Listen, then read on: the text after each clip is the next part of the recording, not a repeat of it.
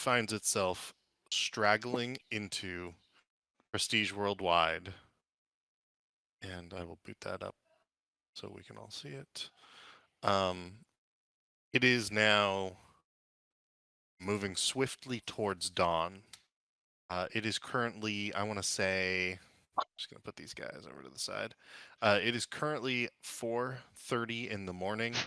You have successfully found some evidence while simultaneously thwarting a plan of the Castellanters to do something. You do have, paperwork as to what you believe they were up to. You are beaten, you are battered, you are bruised. You do have time for a short rest if you so wish. You do not have time for a full long rest between now and the Zone of Truth. You're unsure if Zone of Truth will still even happen in the way that you were told it would happen, considering that Amalia Castellanter now lies dead beneath the city. But you find yourselves armed with many different things. A fully functional Stone of Galore, a set of paperwork that you believe will point towards the Castellanter's evil deeds, and a feeling of freedom. Individuals who wanted you dead are no longer around in Waterdeep. And so arriving back at your home, Grub is actually asleep downstairs, so I will put him aside. As well as Otto Stone, Steel Toes. You find yourselves once more sitting around the central table in your bar. What would you like to do? I'm having my bird patrol the area for anybody creeping on us. Okay. I am gonna pour everyone a almost stiff drink, like a nice drink, but I don't want us to be hammered. Okay. So a shot of I don't know, 40 proof alcohol. Oddly specific, And but after a night like this, I'm going to be sitting on the bar with my feet on the chair. Victor, What you Has corner? has dawn happened yet? No, it has not. It's probably within an hour's time. I can recharge my staff at dawn. Gotcha.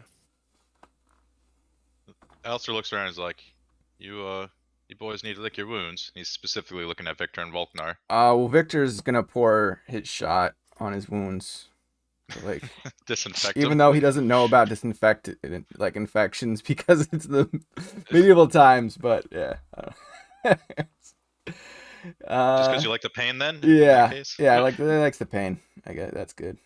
We'll go with that. Fucking Alistair raises an eyebrow at this. So how do we feel about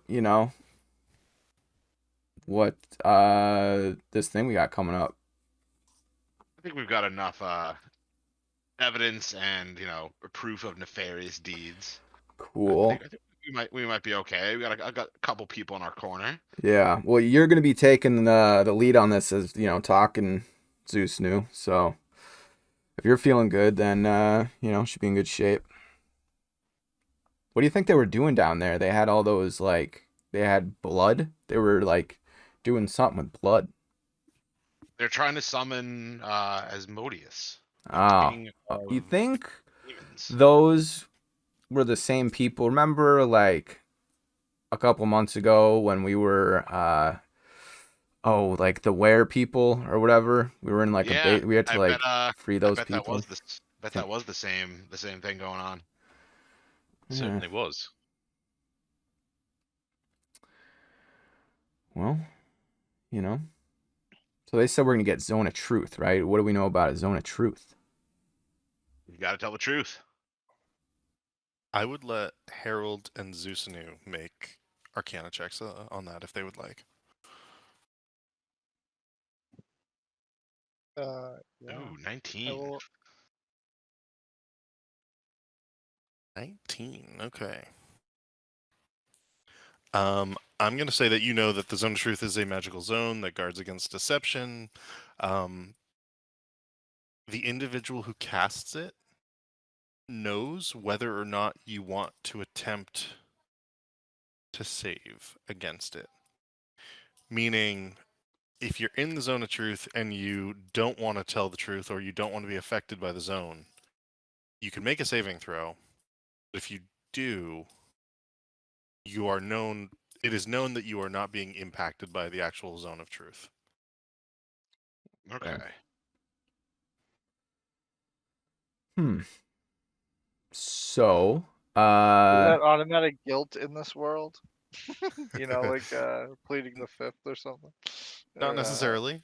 Or Nope. refusing it, you know, the breathalyzer test. That's basically what it is.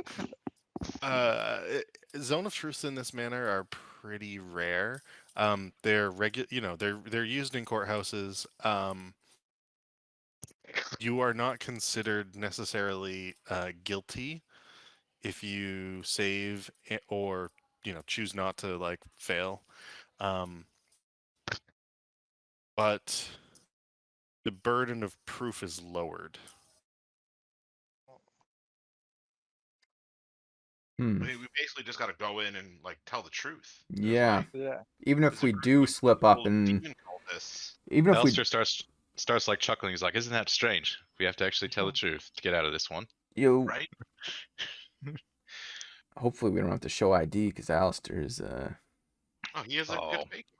Alistair like waves his hand. He's like, "We're in like the secret like whatever Is it's called. there any Remember our known like secret? Remember our secret club with what's her face? The hey, is there the open anything as load. like such thing as like amnesia serum? Like short term? Like, you know, that would be like you want to We like- neuralizer yourself? yeah, basically like so you cannot lie. Just be like, I don't fucking know. And they'd be like, he's not lying. I don't Make know. another. Make a. Alistair goes and puts his crowbar on the table. He's like, "You can use this," and then smiles. You have one? Oh, the I have crowbar. a crowbar. Yeah, I have a thieves. It's part of my thieves kit. Go ahead and make an Arcana check, Harry. Alright, I will do that. That's not great. 18. That's good enough, I'm gonna say. There is a spell called Mind Blank that you believe would probably let you avoid the zone of truth, because you know that it allows you to avoid any effect that would censor your emotions or read your thoughts, divination spells, or the charmed condition. It supposedly even foils wish spells. Oh, wait a minute. Then just along those lines, it just whatever you just said. Is this like being charmed or no? It is Or is it a sim- separate thing? similar to, but not exactly alike. Alright. What is this one? Okay, never mind. I Hey, think I LinkedIn. only have. I was just gonna say I think I had something that was like against being charmed, but Gotcha. what made me spur that thought. Okay. All right. So there's a spell that would make me that would could make is do I know if it's like a multi? Is it a one person thing or is it like? Could I cast it on a group of people? Do I know about this It stuff? is one willing creature. One willing creature. Okay. I mean, we don't have to lie. I know. I was just that just was a thought. I don't know. You're right. Now knowing like one of us playing dumb doesn't really help everybody. But okay. Yeah, I think we just go with the flow and see what happens, and just play and plead, not plead, but we got to rest on our laurels that we're in the right no matter what. Yeah, we were literally trying to save the entire city against demons.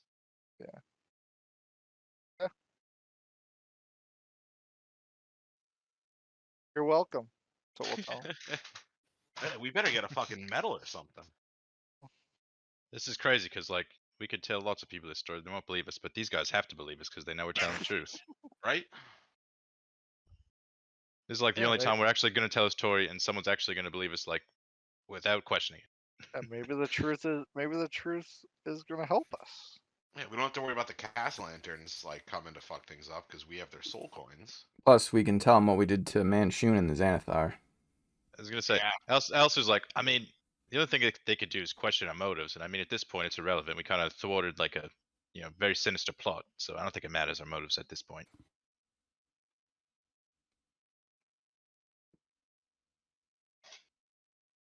Alright, let's just go do it. Let's get this over with. Or we got time, right? Is that a specific time? Yeah, we could have time to Yes. lick our wounds. Yeah. All right. So if you guys would like to Let's take a short rest, you may do so. Yeah, let's take a little short rest. I think I want to commune with my patron too, and fill them in. Maybe see Okay. if they can like pass a message on to our dragon buddy, letting them know, keep a lookout for fucking demons. I might get Susunu some. goes to the nearest bucket of water. The sink. Gotcha. Just looking at the bottom of my beer mug, talking them through there. Give me a. Go ahead and give me a charisma check.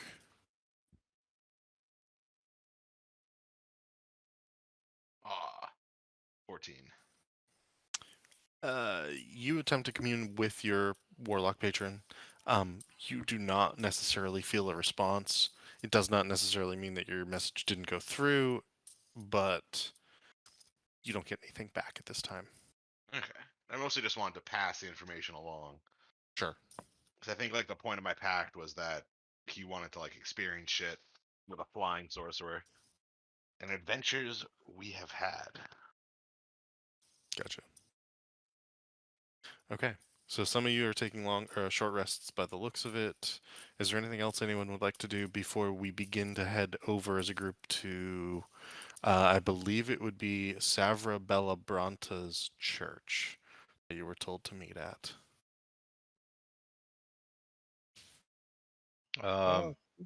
Alistair would just tell you guys that before we leave, I'm gonna go invisible for the trip there.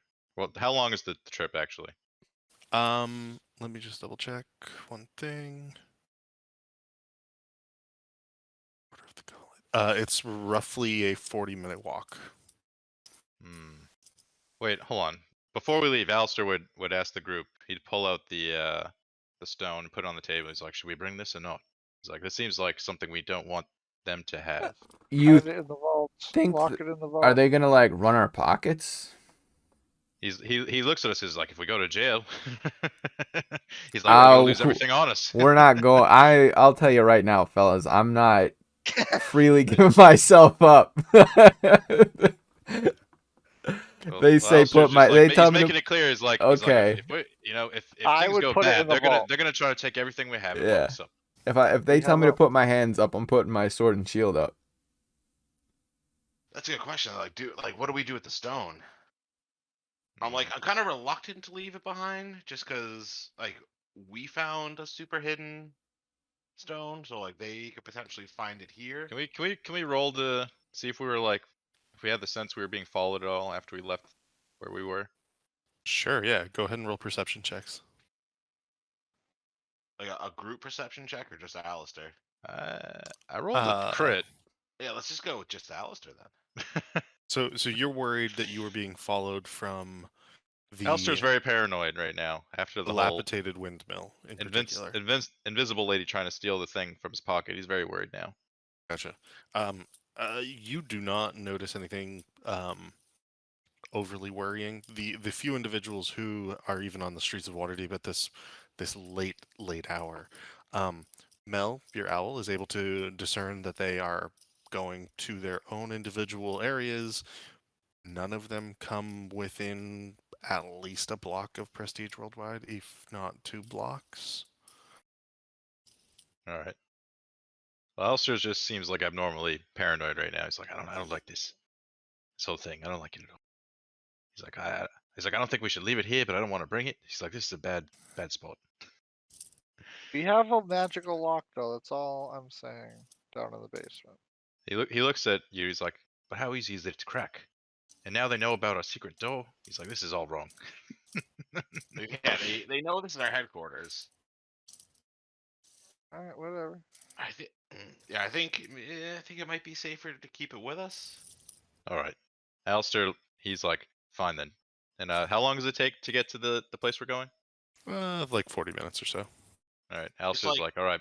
Alistair's like, I'll follow nearby, and then just puts his hood on and disappears. Yeah, just stick it up your butthole. No one will find it. But also, Zusnu. why do we have a vault if no one trusts the vault? Because it's not. Alistair doesn't think it's hidden enough. Zeusnu, it is the dawn. So Nice. for any of you who have items that recharge, you may do so. I might actually.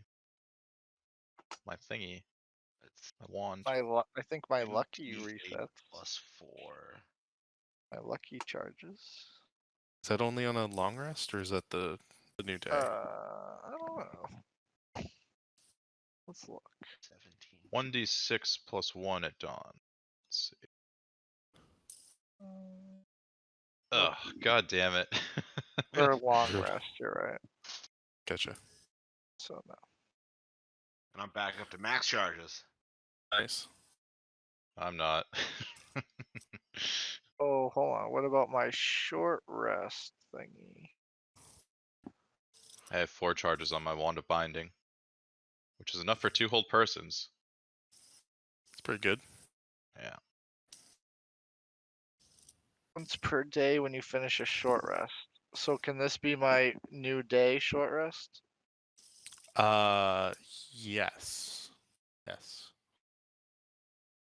What do I got for Okay, then I'm gonna potions do on that me? because I just want my spells back. Actually, I don't think we're gonna need spells. Might. It's always We might. Let's see how many.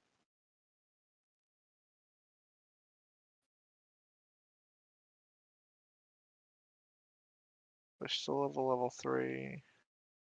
You guys used the 2 of them.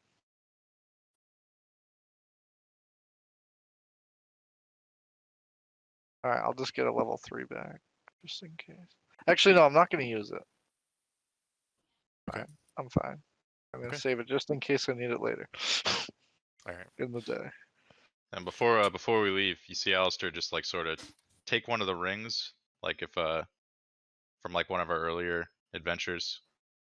Like it was like a Xanathar ring or something, and then the fancy necklace that he got from like the earlier adventures as well. And he slides the ring on the necklace and then wears it.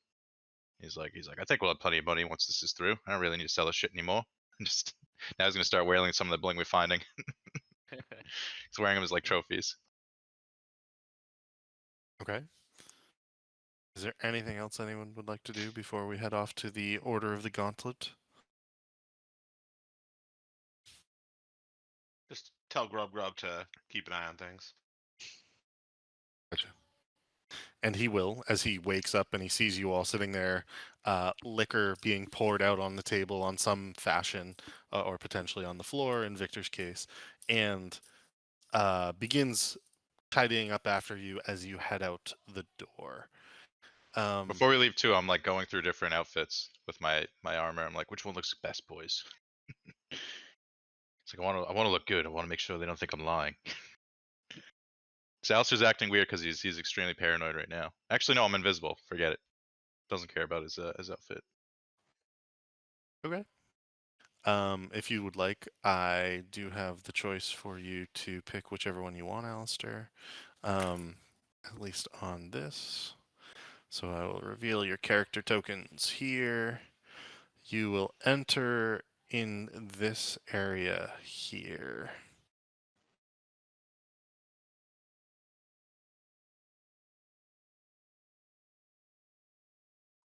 Yeah, I'll just wear his normal stuff.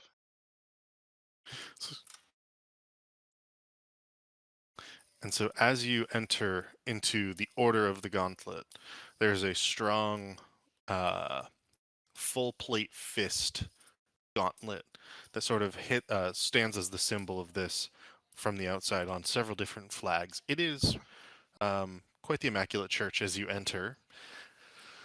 And the dawn seems to actually shine through the windows from this side. So go ahead and place your tokens anywhere in this area here. Also, No. can we just assume that me and Harry would press the digitated everyone so that we're looking our best, all nice and clean? Yeah, absolutely. That's not an issue. A lot of you look pretty good in general, which is good considering the individuals within the church. You find yourselves entering into this pretty gorgeous space actually. It's not too gaudy, and nor is it overly religious. There's a luxury to it, that it is well kept, and you get the sense, and Harry, you would know some specifics more than this, but you get the sense that this is less a religion uh, for the masses and more religion for those in charge. Harry, you know that the Order of the Gauntlet in particular is a religious order dedicated to law here in Waterdeep. It is, generally speaking, the it's where paladins in particular find themselves most drawn to or coming from within the city of Waterdeep. The city guard pays homage to the Order of the Gauntlet, and you do know one individual who you see standing up on the altar within the visage of some sort of, and this is the zone of truth in play, the visage of a giant spectral elk. The giant spectral elk is actually wielding what appears to be some sort of scimitar, but you see Savra Bellabranta standing in the midst of this visage, looking over at Laryl Silverhand and some of her specific handpicked guards. There are a number of guards littered within the room: halflings, dwarves, humans, one or two half elves. But they make way for you as you enter.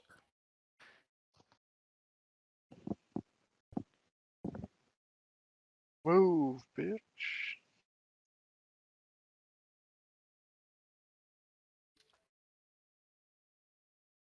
I guess I'll lead the way.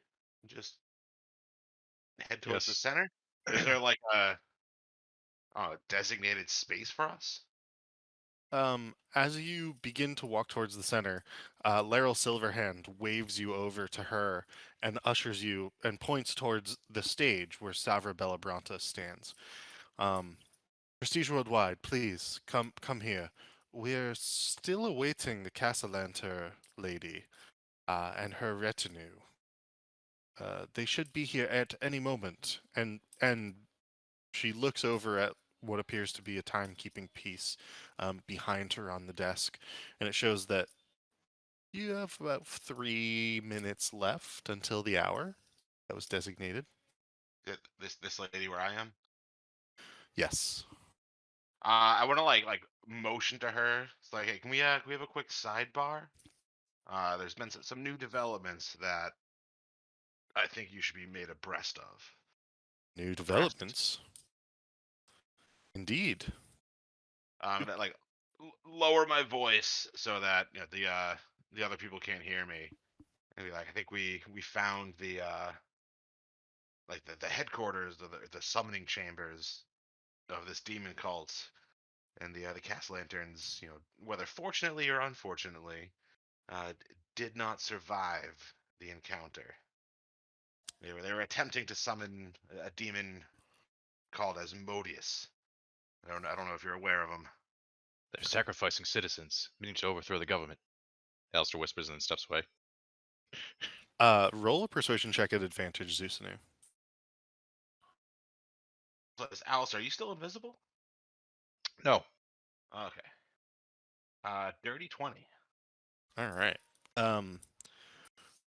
She looks at you and says, "Sounds like you had quite the evening. Then if that's the case, maybe we change this from an accusational sort of zone of truth to one in which you simply provide evidence of what you know. Would that be all right with a lot of you?" And she looks at you, Zusanu, but also looks at your friends. Alistair gives a thumbs up. Well, Victor's distracted because he's counting the number of guards. Uh, but he just, sees Alistair give a thumbs up and nods because, yeah. So And I turn back to her. I'm like, that should be just fine. then Just be follow me. prepared, because what we have to reveal, we don't know how deep this goes, or if any of the other people here may be involved and a part of it. Two of our associates should have made their way here by now. Sorry, which two do you mean? Just like out of game. Yeah. like the 2 fingers, 3 fingers, like there was like a Oh thief yeah, type guy, and then the cultist lady that we recruited. gotcha. Vale and Witnesses. yes. Yeah, Vale. I forget the guy's name. They better have came here. We're gonna be pissed at them. Three fingers and Vale arrive quickly, and they are willing to give testimony as well. At this, Laryl Silverhand points you towards the stage and says, "Follow me."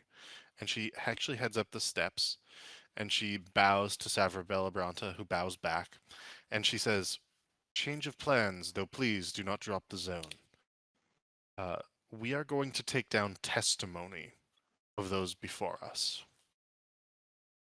Savra Bellabranta sort of nods her head and continues with the right to keep the zone of truth aloft. You actually can see that the elk is looking at Laryl Silverhand as she stands up onto the chamber, but then regains its sort of like imposing statuesque position as she takes the point on the stage from which you suspect a some sort of sermon would be given from. You are welcome to step up on the stage now at any point. You must join the area within the elk for the zone of truth to be activated. Vale and Three Fingers are also called up. They will do so too. They will stand like back here. Does the whole party have to go, or just me? If I'm the She was calling up the whole party. If anybody would wish to, so we can do this in particular, but like if anyone would wish to not go all the way up, they may refrain from doing so. that would look suspicious. Yeah. Oh, I'll go. Okay.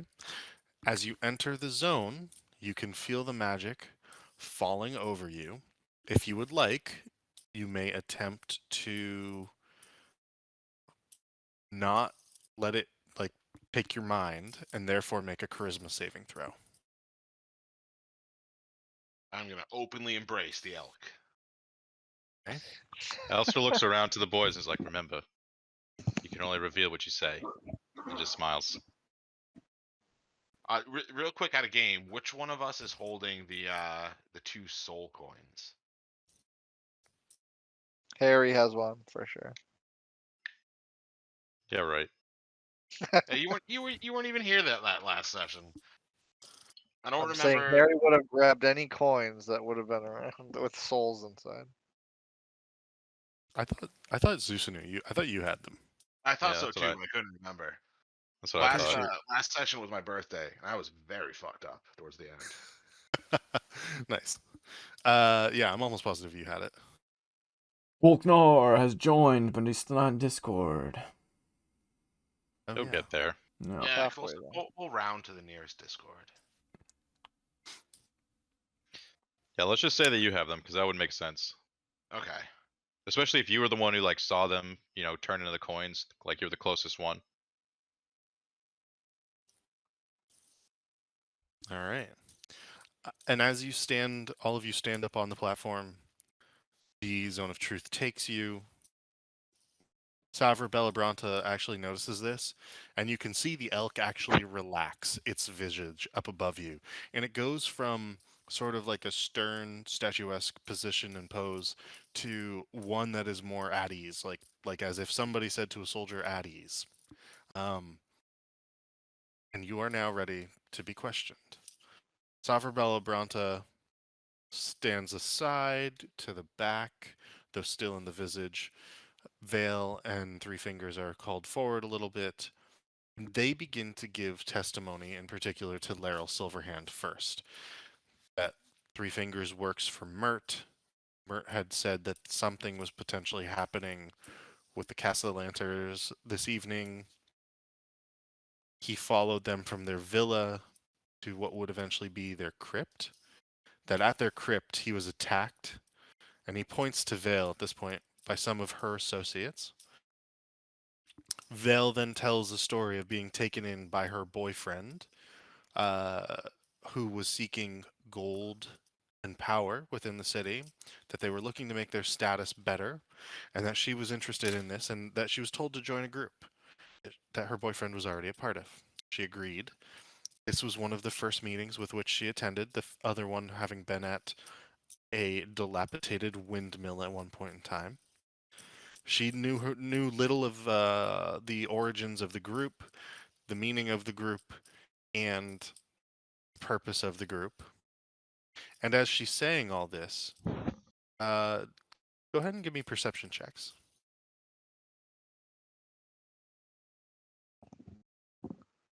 Ooh, another dirty 20. 10 for Alistair.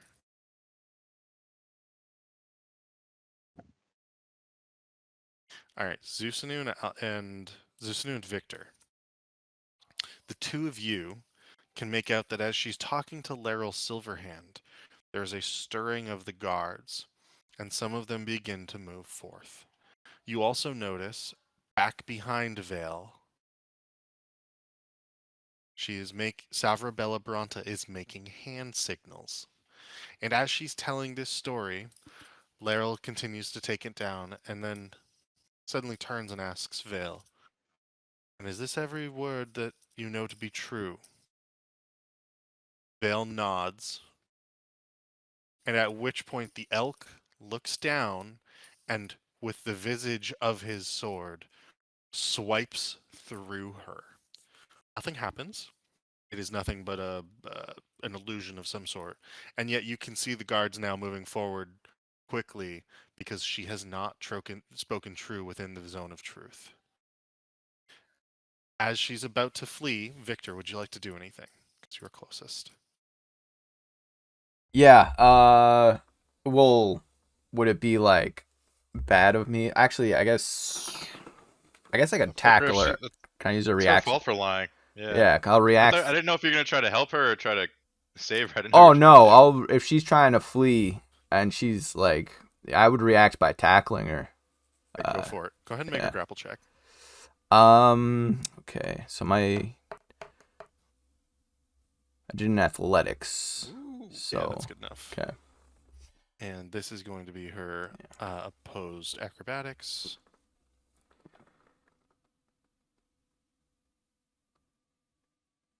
Slowest dice This known is to man. dramatic. She's gonna have to get a natural 20 to succeed on this. Hey. Let's go!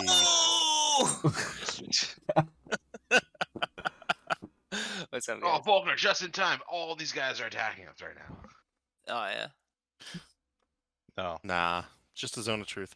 Okay, so it's a 9. You're able to grapple her. Sorry, give me 2 seconds here. And so as you grapple her, you are able to pin her to the floor where she is. And you can see that some of the guards are now fully rushing up. They grab her, they say thank you, and begin to like escort her off. Oh, wait, don't take her away. Well, we need to find out what she was lying about. Oh, and Savra Bellabronta now says this to all of you. She has been fighting against the Zone of Truth since the moment she entered. I doubt we will find what she is lying about in this moment in time. In fact, I'm not sure we have anyone who can cast Detect Thoughts, which is probably what we really need. I'd look over at Harry and be like, well, what if we did have someone here who could cast Detect Thoughts and was also forced to tell the truth about which thoughts he detected? Laryl's attention snaps over to you, Harry. Is this true? Harry fixes his cloak. Says, "Sure, why not?" Laryl looks over at Savra Bellabronta and says, "It would be expedient. You need not recast Zone of Truth." Savra shrugs, and the guards step forward to you, Harry, with Vale between them. Victor, if you want to escort her as well, you may do so, but nonetheless, she is brought over to you.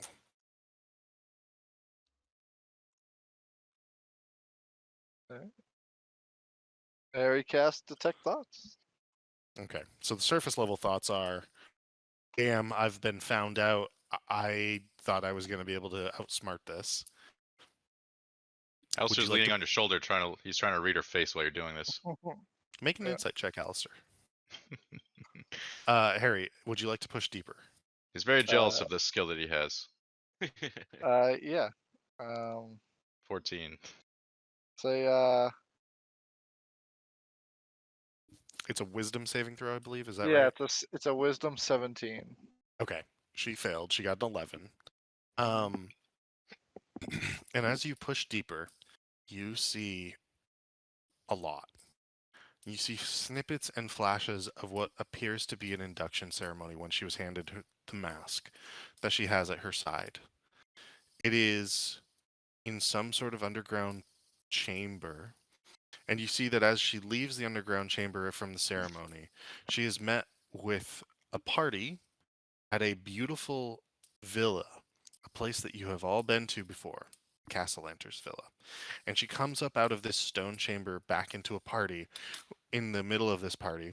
And as she's inducted and given her mask, the party quiets as she enters the room.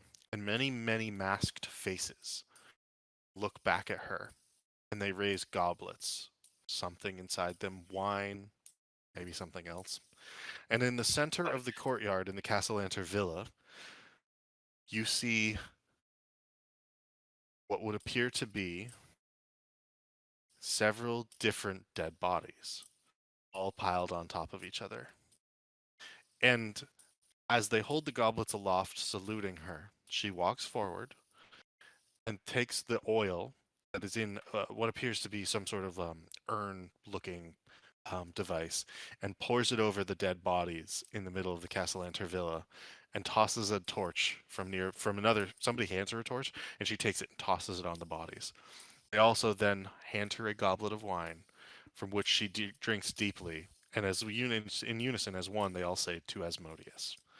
There are other scenes. You see, uh, you see her talking to Lord and Lady Castellanter in one moment, welcoming her to their new family. You see her receiving instructions in the windmill to protect at all costs the hidden stone in the back. You see the failed summoning of a demon which kills her boyfriend and lover.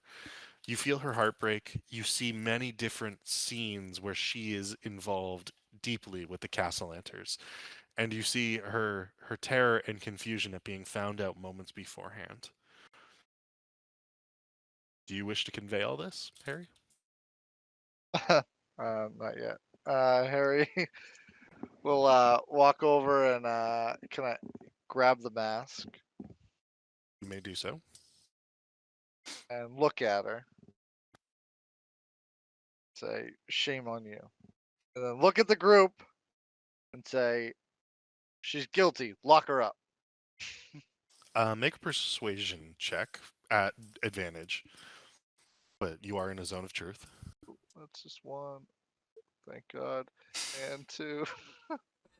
4. And we're going to do a lucky charge.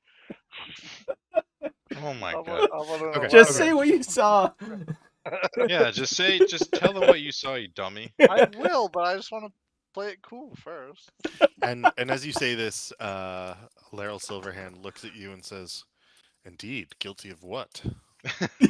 All right, and then Harry would proceed to tell him everything. Alistair slaps you on the back. He's like, that was a good one. She's guilty of crime. Yeah. And you begin to relay what you saw. Is there anything in particular you would like to hold back? No. Okay. And you can see that she looks incredibly defeated as you begin to retell this tale.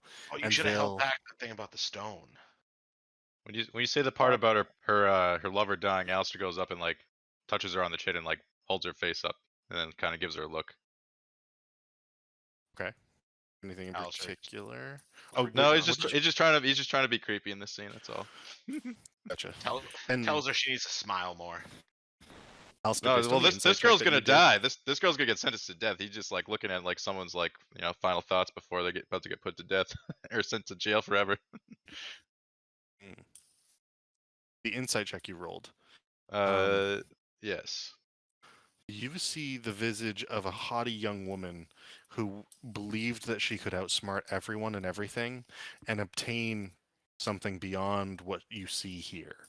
Some sort of power, some sort of wealth, something that might have been within her grasp at one point in time, but is no longer. Okay.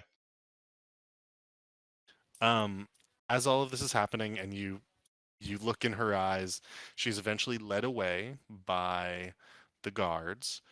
Oops. And they collectively as a group here, we're just gonna take her away.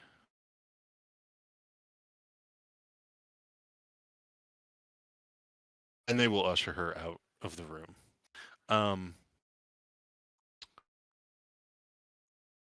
At this point, Laryl Silverhand, the Open Lord, says to the lot of you, "Well done. And is there more of which you wish to tell us?" And she looks around at you collectively as a group. What would you like to tell Laryl? Yeah, how forthcoming do we want to be? Where's Zusanu? Right? Alistair go to Zusanu. He's like, "Do you think that's enough?" I think we should mention the cast lantern involvement. I don't think we should say anything about the Stone of Galore. But Correct. I think we should tell him about the cast lanterns. All right. You can have your conversation over here.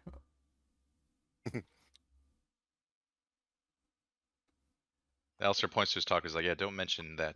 And and he's like, "All right." And as we were saying about the castle lanterns, he pushes you towards the lady casting the spell. Am I talking to the lady in the middle, or am I talking to Silverhand? You are talking to Laryl Silverhand.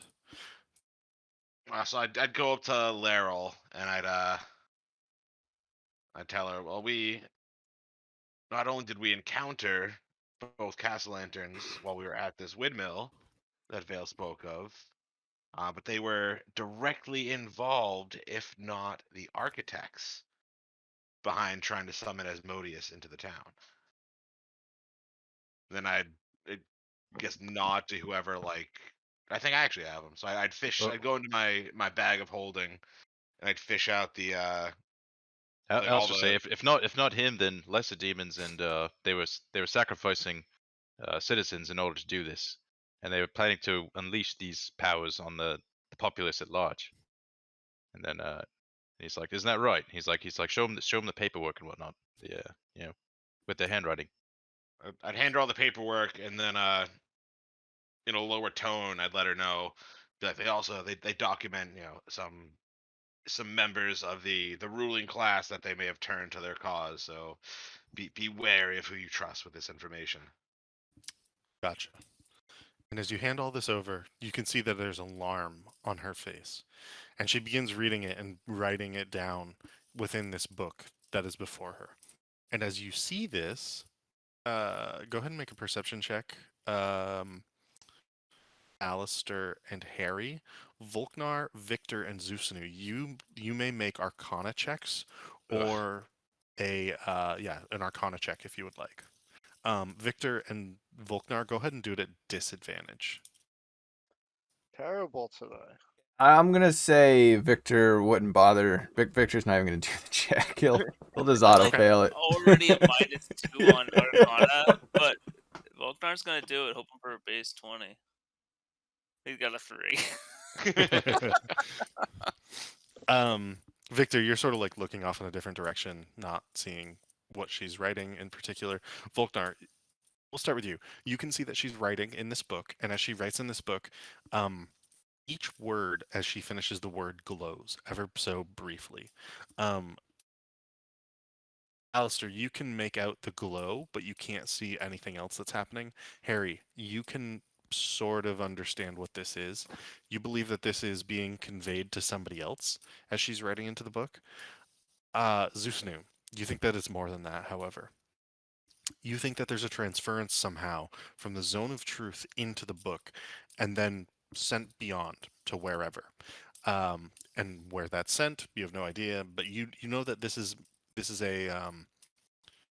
it's like a portal of words, right? But the words have a strength to them that is unlike any sort of typical message or sending via written word. In that you know that what is being sent is the truth that she writes down. And so there's a double zone of truth here that you did not know existed. There's the one that you stand in, that is the elk that you can see. And then there are the words that Laryl herself transcribes. And so as this is happening, you can Some see that crazy there's magic alarm item. on her That's what it sounds face. like. Yes, it is a very strong magical item. As this is happening, We'll steal it later, Alistair. Well, Alistair didn't roll well enough to know this, but you can see the alarm on her face. She writes down the names. She takes all the words that you've said to her, all the instances of documented evidence, and continues transcribing it. This takes a little bit of time. She asks you clarifying questions, particularly around your encounter with the Castlanters. Is there anything that you wish to hold back in particular? Just anything about finding the Stone of Galore or any pieces of the Stone of Galore. Gotcha. And so do you And also the hold and the coins. I'd hold back about the coins. the soul coins? Okay. Yeah. Is there anything in regards to Amalia Castellanter attempting to steal the Stone of Galore that you hold back? yeah, don't mention it. Yeah. I just wouldn't mention it at all. Okay. So what I will do is I will I would ask just say you. like Amelia Castellanter, showed up and they missed a battle and we were forced to take her down. Okay. She tried So to what kill I'm us. She fireballed us. That's enough. what I'm going to ask you to do, Zusnu, based on the clarifying questions that she will ask, is provide deception checks. They are not to lie.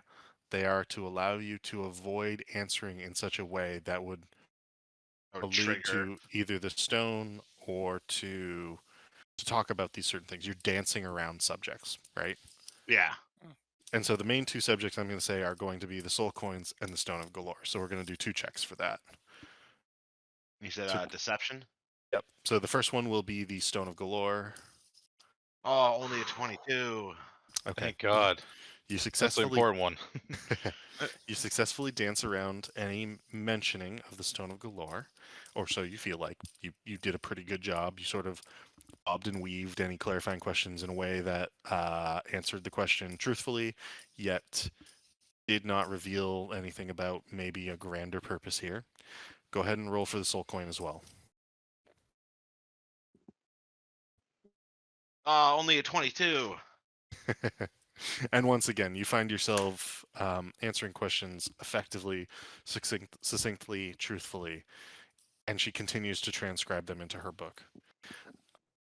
Savra Bellabranta suddenly speaks up and says, Laryl, you maybe have a minute left.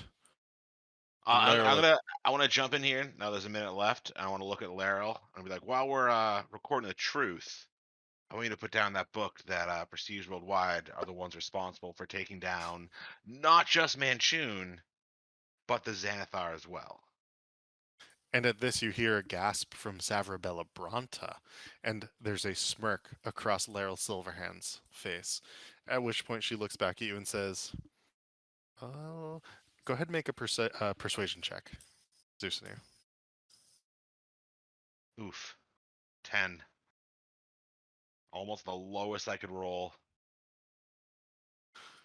And she sort of looks at you and says, I know you're not lying. I'll write it down. Just for you, lot. And she does write it into the book. I want to give her my fanciest noble duck bow.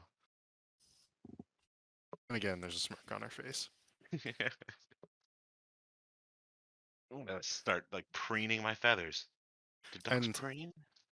as she gets close to finishing this, you can hear Savra say, not much longer, Laryl. And she finishes writing in the book, with which she begins to fan the last of the ink dry, close the book, and turns. And as she turns, the elk goes down on one knee, sword in one hand across from the knee, head bowed, and then he dissipates into a cloud of golden dust across the area. And you feel the zone of truth lifted off of the lot of you. You are now standing in the church without the zone of truth, and Laryl stands before you. Savra looks rather tired, and she is going to go retire into a chair back over here. I'm gonna Laryl, declare that I am actually a falcon. you do so without issue. Okay, just checking. Huh?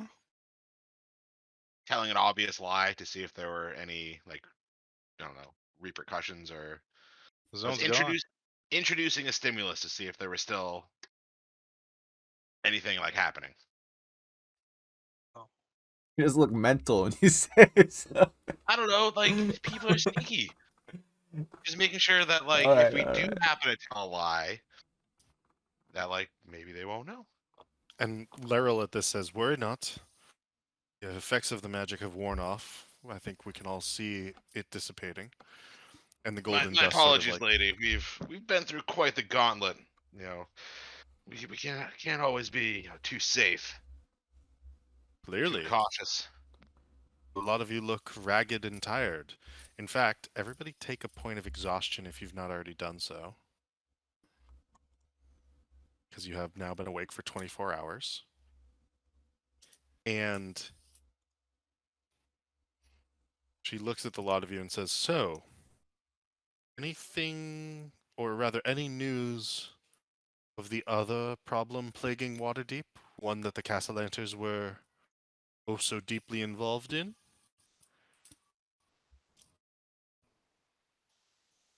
Shit, She which looks one at is you she all. talking about? Fair enough. She says, excuse me, the problem of which we originally spoke, finding Neverember's treasure.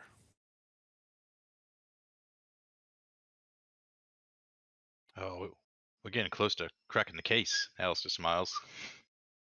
Indeed.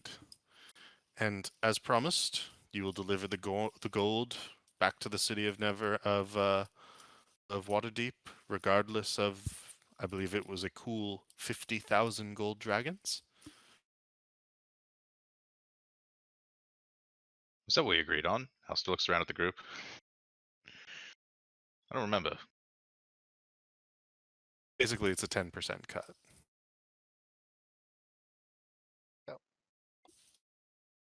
Alistair shrugs. Yeah, if that was the deal, sure, whatever. Yeah, we'll bring it back to you ASAP. Excellent. That is good to hear. And when that is done, we should speak more about our missing Blackstaff. I do fear for her, but if what you said is true, I'm not sure there's an easy and fast solution. Needless to say, the Open Lords, or the Masked Lords and I will be meeting about this together. We may need to move forward with a new Blackstaff regardless of recent circumstances. And you can see that she's rather stricken and sad. Victor Did you has a have anyone in question. mind? And Harry looks.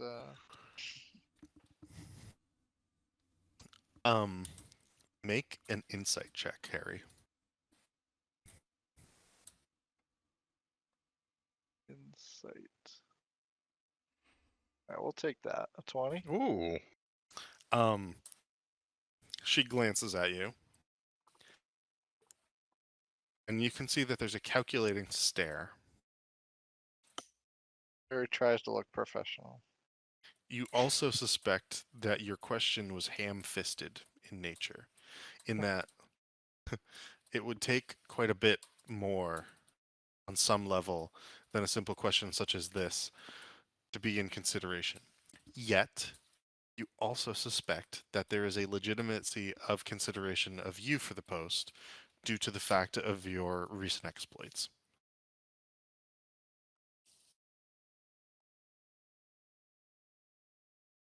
Victor, were you gonna say something? I was just gonna ask about what you wanted us to do with the gold when we found it, because it's gonna be a lot. We Oh, can't just throw it all in our pockets. no, that's actually quite fair. When you find that much gold, as long as it is safe and not going to come to any harm, leave it at where it is. In fact, arguably, now that you say this, this is an interesting consideration, and you can see that she calls over one of her guards, comes up the altar. Um, they whisper to one another, sort of attempting to be out of earshot of the lot of you, unless anybody would like to try to listen. Alistair will try to listen. All right, go ahead and make perception check. Oh my god, it's just getting worse and worse. um, and after conferring amongst themselves for a moment, they come back to you and say, "If you know where the vault is, I believe that we have a solution. We will accompany you to the entrance, or rather, some of the guards will. When you have secured the vault itself, considering none of us trust Neverember, we will enter with a contingent of trusted guards, and we will secure the coin ourselves. You will then be paid out the 50,000 gold, and your services rendered to the city as full-time official citizens and heroes of Waterdeep.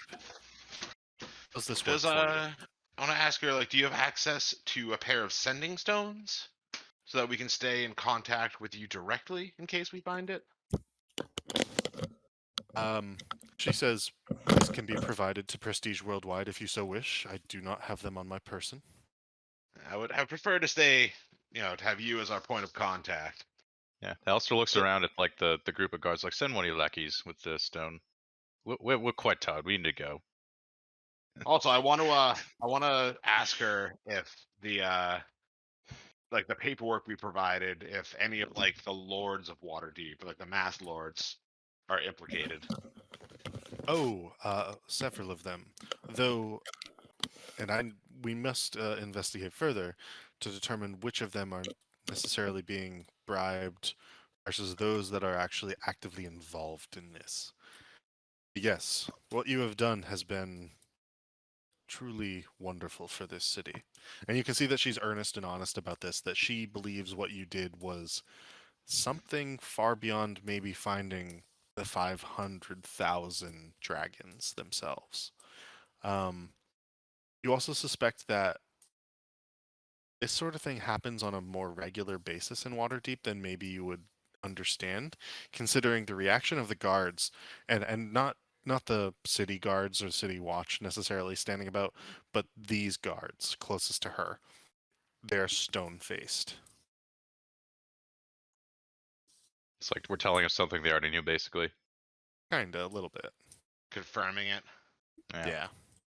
Well, my lady, if you require further assistance, to contact us. I'd give the guard next to her, one of Harry's business guards.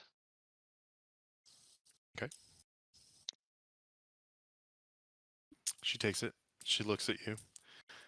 Well, Prestige Worldwide, we will send a sending stone for you. Is there anything you require of the Open Lord at this time? Mm. The Castle Lantern children. We've I don't know how truthful she was being, but Lady Castle Lantern, was very persistent that they were doing all of this just to save their children. If there's any way you could, look into their children and make sure that they're okay. We will do this. They're, But they've they're, been innocent, dead for they're innocent years or children. something. You know, it's funny. The We killed one of Castellanters. them, but I don't know if we want to say We that. killed the demon one. There's two like young children. Yeah, we killed Like, the they demon were- boy. There was the demon boy, and then he was like the firstborn. Then there were two, I guess, young appearing children, because fucking who knows now.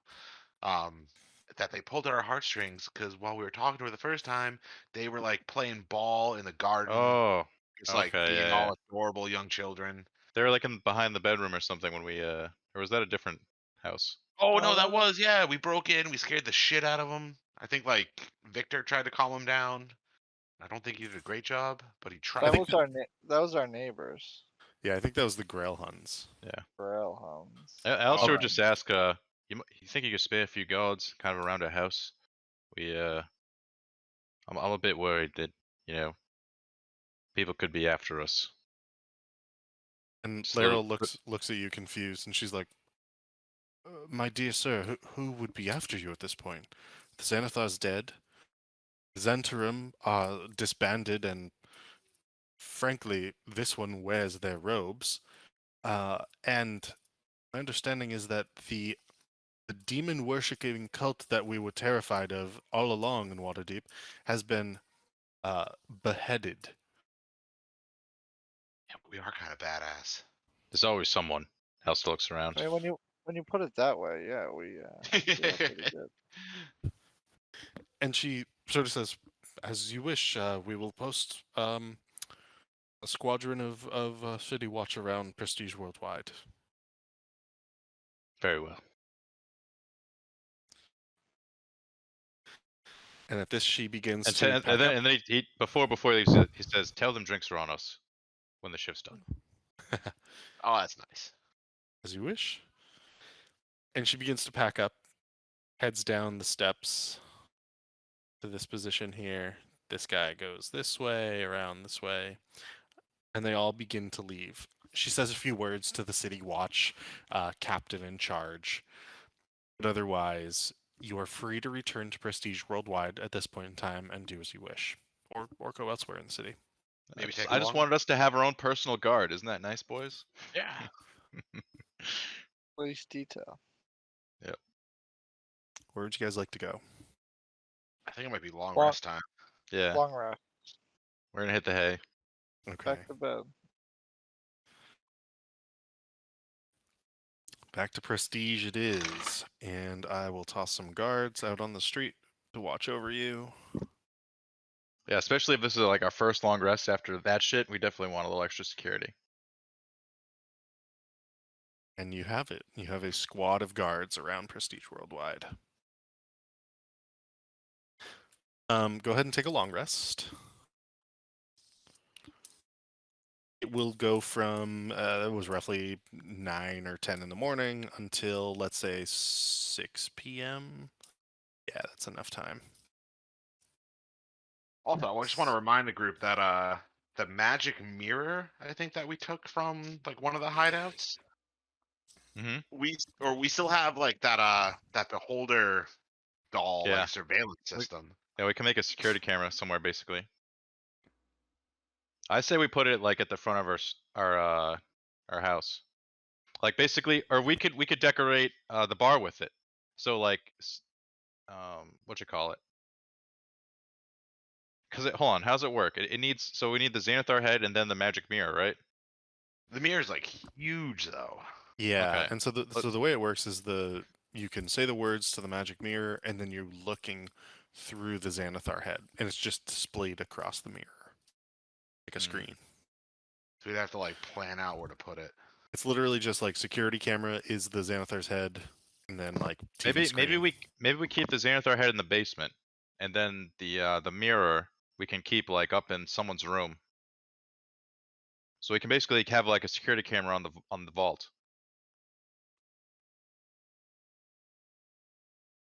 That's the best use I can think of it for the moment. Yeah, I guess for the moment we can always move it if we need to. Yeah. Does that work feel for like- people? I feel like or does anybody got a better mirror- idea? The mirror would probably be like in Harry's room. That seems my like My only other idea is like we could keep it like facing. We could keep the statue facing like the front of Prestige, like watching one of the entrances. That's my only other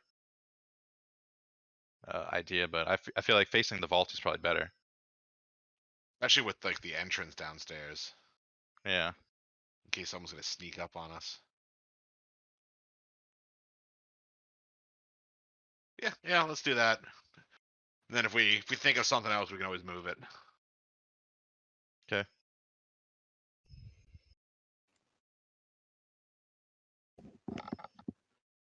Let me go through my inventory, make sure there's like nothing else I wanted to do. Any other housekeeping shit while we're doing this long rest. I have so much random stuff. I have a creepy dried magic heart. Like, I do we have have a anything else to identify? Are fleshy we good in that? Oh regard? yeah. You guys find Harold, here is an orb. Ooh, an orb. An Harry's orb. gonna try to identify the orb. Okay. Can you guys hear me okay? Sorry, Yep. Discord Yeah. crashed on me. Cool. And so as you identify the orb, it is just an immaculate looking orb. You actually suspect that it's worth roughly 50 gold pieces. It is an arcane focus. It is not magical in of itself. Lame orb, boys. But I guess it's worth money. While we're giving things away, I have the Minotaur figurine that we got from that big Minotaur guy. I'm gonna give it to Volgnar just because I feel like Volgnar would like a little like angry looking Minotaur figurine. Volker doesn't want that shit. Oh, Well, fuck you. he'll just like put it on his mantle or something, but he's not gonna carry it with him. Well, I mean that's Decorate your that's what I was room. thinking. Yeah, it's a little I don't know. Is that the kind of thing, Zeusnu, that could potentially turn into a Minotaur again, or is it forever just a little figure? I'm pretty sure I like identified and detected magicked it, and I'm pretty sure it's just like a cool looking little Minotaur figurine. Nice. Yeah, and decoration it is. Yeah, let's say it's made out of like a fancy looking stone. Yeah. Alistair opens his coat, and it's on each side, and they're lined with daggers. And he tosses them out, and he's like, I don't know why I'm carrying these. He's like, these are from when you found all those weapons. He's like, here you go, gives them back. So whoever was carrying, it was you with the what's it called, the bag of holding, right? I think he dumped out all the assorted weaponry for other stuff. Yeah. I mean, if you don't want to carry them, dump them in the bag of holding. I mean, you have your own bag of holding too, don't you? I mean, he just looks at you. He's like, don't we have a pile of these somewhere? Just like a bunch of random weapons. He's like, let's just keep them in case we need to arm a militia or something. Who knows? Oh, I like it, Alistair. I like Alistair it. wakes. He's like, Yeah. always thinking about chaos, my friend. Speaking of, assembling an army, maybe I could do with the rod of rulership, maybe I like that. you get a bunch Very of good. people, all Very good, riled Victor. up. Very good. So yeah, Alistair takes the daggers, puts them wherever the armory is. Add 3 daggers to the armory, and remove them from my inventory. Oh, and then I'd give Victor all of the different like nice pillows that I've collected. Oh, nice. Got some pillows. How many pillows we talking about? I think there's at least like 3 of them. Okay. Anytime a Nice. pillow, like a nice looking pillow, has come up, like I've grabbed it. Yeah. All right. Well, I was thinking it'd be funny to turn these pillows into like a medieval punching bag. Oh, there you go. Yeah. Then Alistair's like, as Alistair's like going through his backpack and like rifling through his pockets, like, pulling out random shit that he forgot about. He pulls out a set of keys and starts twirling them around his finger and smiles. He's like, "You boys know what these are?" What are those two? I mean, keys. He's like, "I stole them off a guard." All right. He's like, "In case any of us get locked up, I can maybe get us out." Oh, just okay from Right. like a jailer kind of thing. Okay. Yep. Nice. I guess So he's He's like, Oh. "You like that we have our own guard now." He also smiles at that. very sneaky, Alistair. I'm starting to suspect you're more than you've led us to believe all these months. What do you mean? Victor's just realizing that you're a sneaky man. After all this time. Yeah. Who's this? Alistair just like puts his feet up on the desk. He's like, "I just like to think ahead is all." Yeah. Careful, Alistair. Victor motions behind him. I'm not looking at Owlbear. One of the guards. Alistair, or put away the keys. one of our guards just walked in. Anything to report? there is a guard who walks in, and this is one of the two guards who is with Laryl Silverhand. He takes out of his pocket what appears to be a something wrapped in a cloth, and unwraps the cloth in his hand, not touching his skin.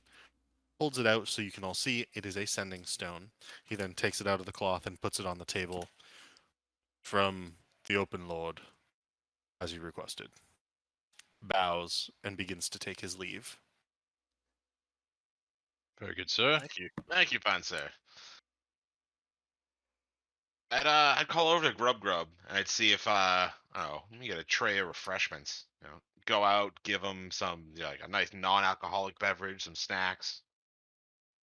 Sure. Yeah, Grub Grub is busy out and about. There are folks at tables. Oh, It then is maybe a- we'll call someone Yeah. less important than Grub Grub do it. Should we? I mean, if we got customers here, we don't want to. We want people to have fun and enjoy Yeah. themselves. Should we take this little meeting? Shall we go to the basement, boys? Let's go to the basement. It's nighttime now, right? It's, if you took your long rest and you're doing it after your long rest, yes, yeah. it is evening. So before I go downstairs, I'd take out my drift globe and I'd be like, everyone, been a fantastic day for not only Prestige Worldwide but for Waterdeep all. Everyone party. Next round's on the house, and I'd throw the drift globe up and activate disco light mode. Done. That's a nice trick you got there. All right.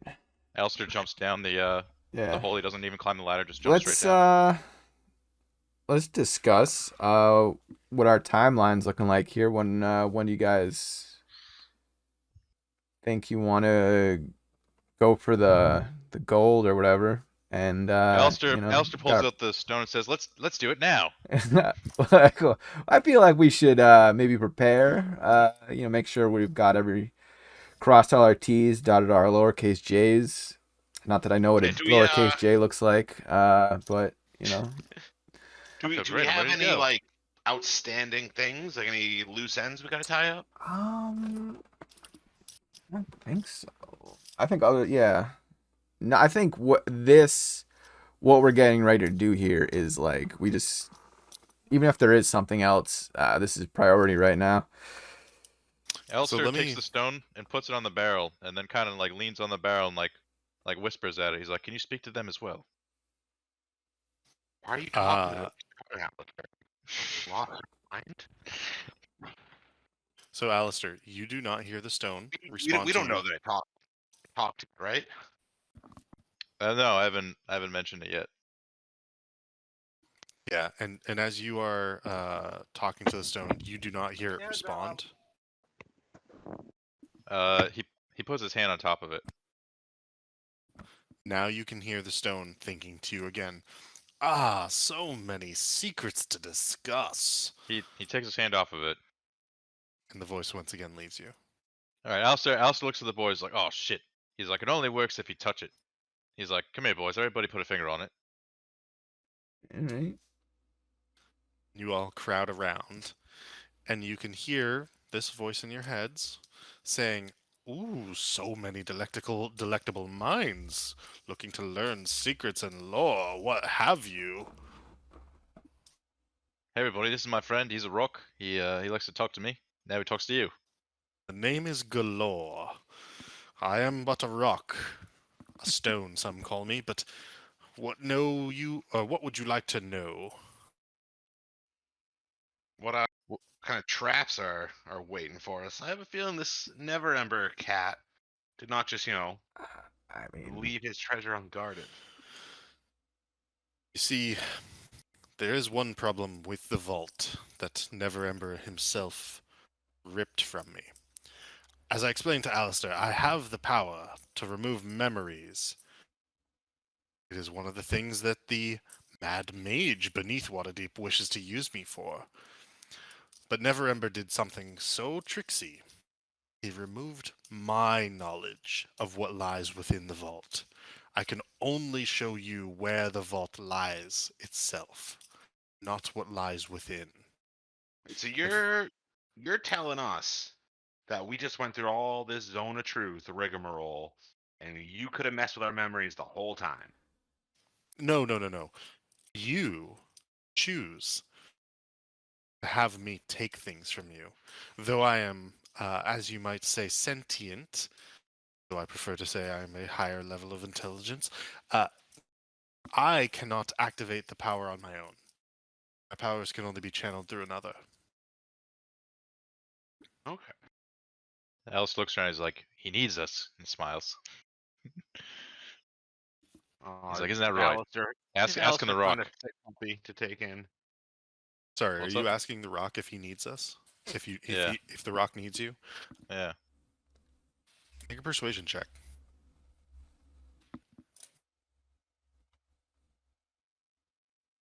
22. Um, I wouldn't say need, though I definitely enjoy the company. And sorry, Zusnu, what'd you say? Nothing important, I don't think. Okay. I already forgot about it, so it couldn't have been important. All right. So where is it? The vault? Yeah. Probably. It's funny. In the most simple of places, frankly, that which Neverember holds most dear. The gold he stole, the wife he lost. It's in the crypt of the Neverembers. The place that Renarin goes more often than basically any other. Why did anybody look there before? How has this not come up? You see, the vault itself is easy to spot. It is the statue of his wife.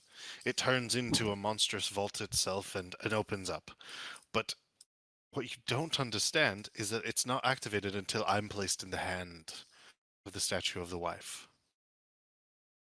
Interesting. All right. Now you're Seems not like some demon trying to trick us just to get out of this stone, are you? Are you asking? Are you looking to do like persuasion, arcana? What are you looking to gain here? Um, yeah, I guess persuasion. Okay, go ahead and roll it. Oh, only a 26. You hear a laugh and says, "Fiend, I am not. No. If you must know,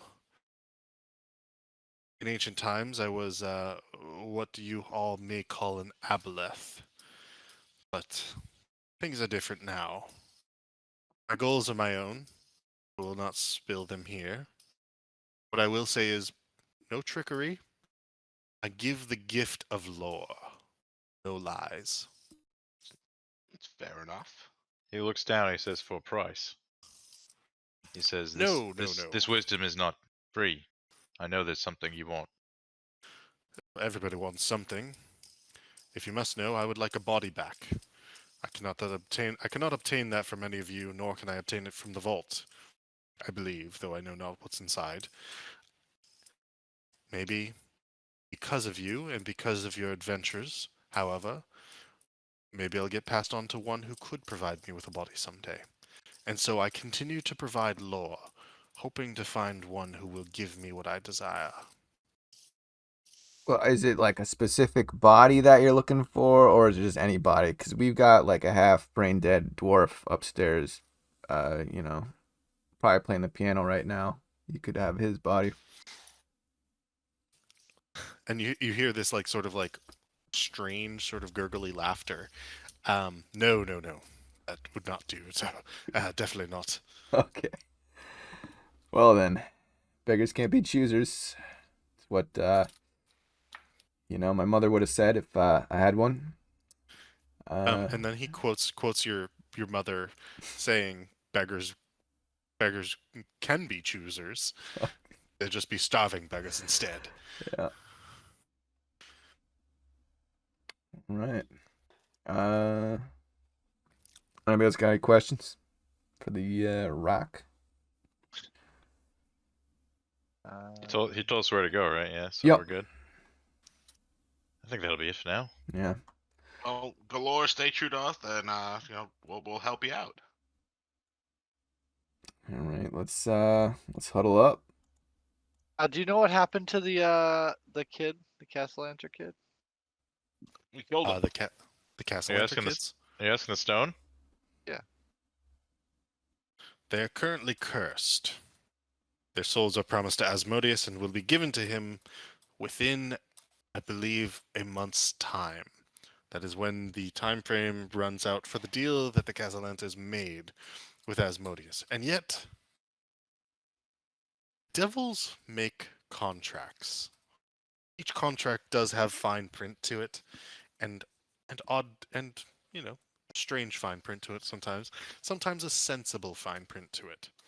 And I suspect that Asmodeus did not trust the Castellanters and probably decided to put this print into it.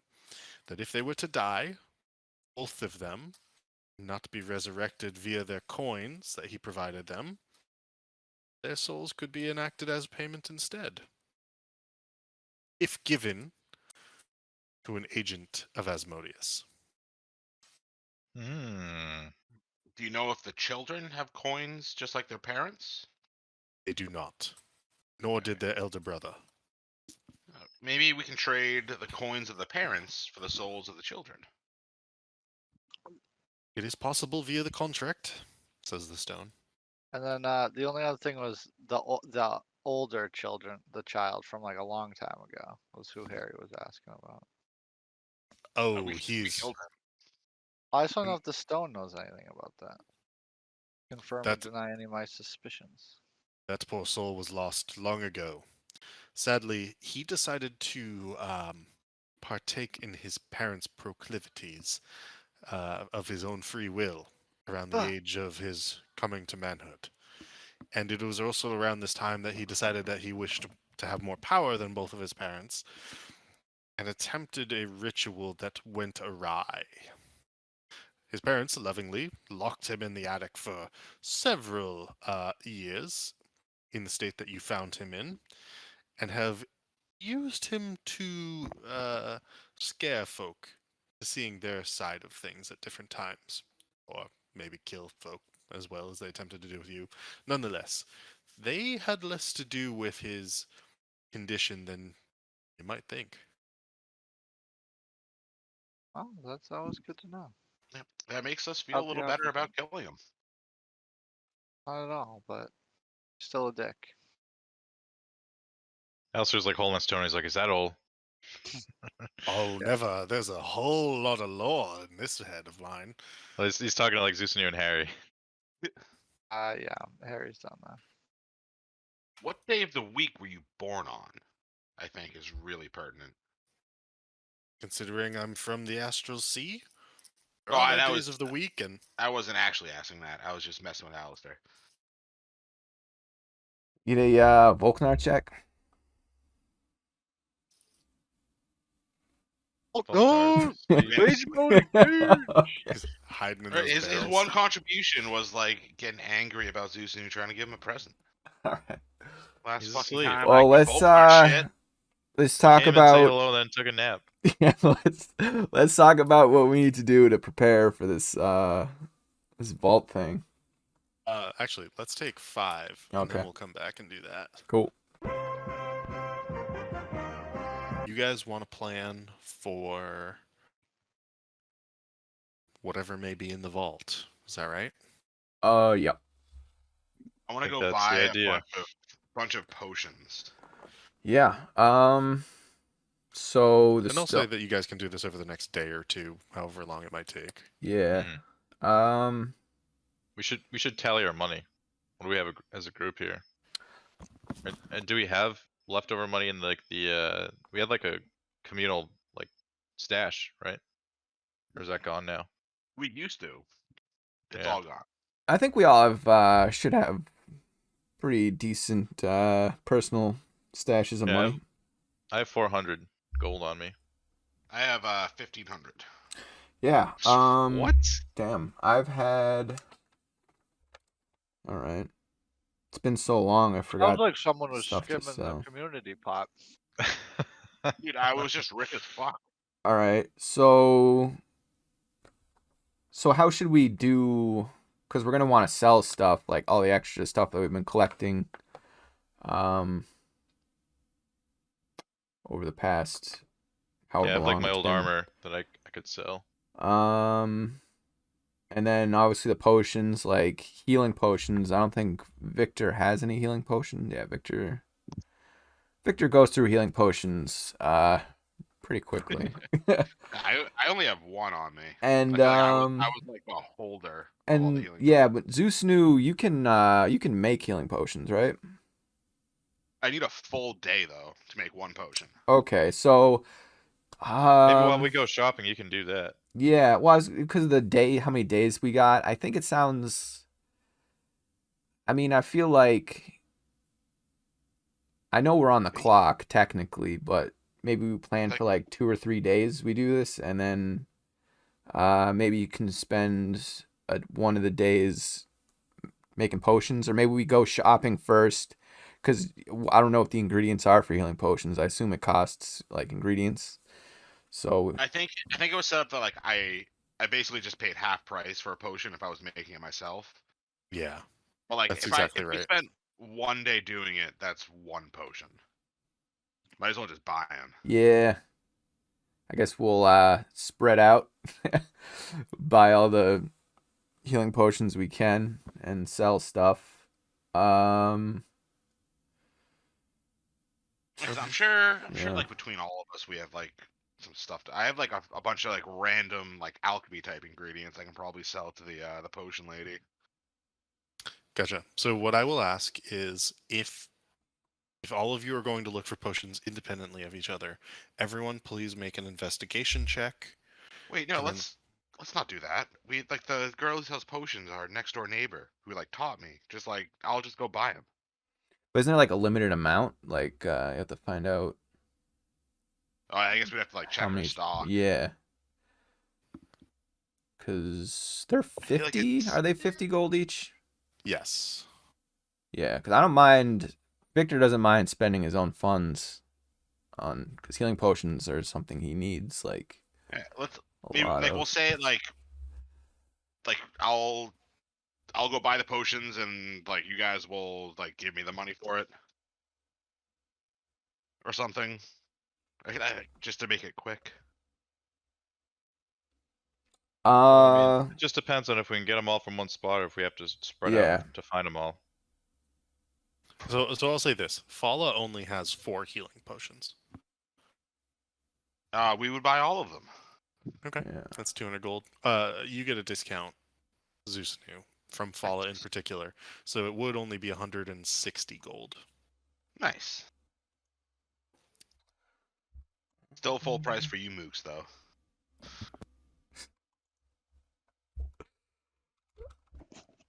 Harry would go to Zoblov's shop during all this.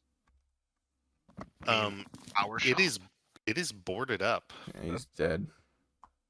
Yeah, I know. But go take a look It's- around. It is sad and boarded up. A lot of the purple paint is beginning to peel. You suspect that it was consistently reapplied, and as you look, you realize that the purple paint is layers thick. And we already looted that place, right? Like there's nothing there left for us to go look for. Yeah. It didn't really have any good stuff to begin with. Had like trinkety stuff. All right. Should we just do like a quick selling of the extra stuff that we have, just so we know exactly how much money we're working with? Sure. So I know Victor's got 2 crossbows and a damaged breastplate that he's looking to get rid of. Anything that you can purchase that would be in like the player's handbook would just be half price to sell it. The damaged breastplate is going to be 40% of a full priced item. Okay, so it's 400 normally. So what's that like? It's going to be like one. Okay. Like 160. Yeah. Okay. 160, and then 2 crossbows are 40. So 200. What is this chain shirt that I found? Where Is did that you like- find that again? Is it like armor? That would be armor, yeah. I'm not sure. I just have it in my inventory. It just says change shirt. I'm like going back to the chat to see if I like dropped it on you, maybe during a specific session. Change shirt. Just says change shirt. Yeah. I don't think you said it was anything special. I just didn't know what it was, so I just put change shirt. I Like a found chain it. mail. This would be from the game at the end of July, which means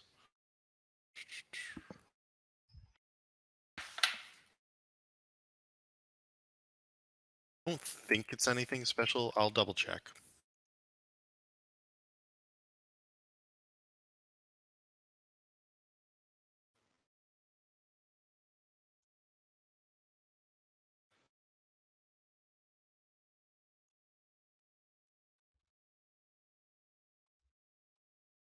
I guess Harry's. I think Harry's good to go. Battle. I have a few like. I feel like the potion lady would be the person I would go to try to sell these things to. I just don't know what its value is all, because it's a custom item. It is just a chain. It's just a chainmail shirt. So it's just whatever's in the player's handbook for chainmail. Chainmail. Okay. Do you ever sell like that manicore meat? Oh, he's back. Oh, Lovener! Or is that manicore Yeah, we meat? ate it all while we were sleeping. So this is chainmail armor, like the whole set. Yeah, so it would be half the price of that is what you would receive for it. Okay. Nobody on our team could really use chainmail, right? I don't wear armor.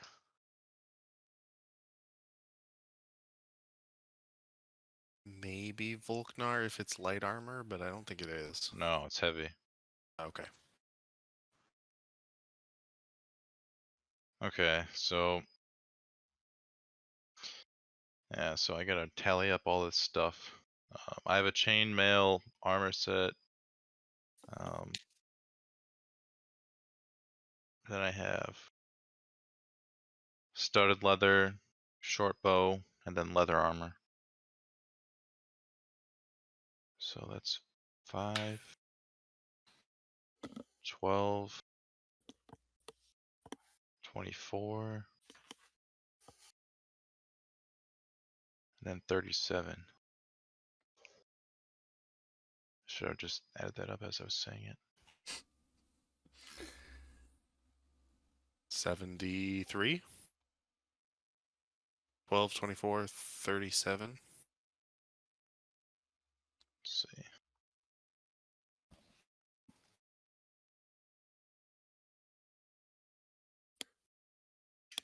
Plus.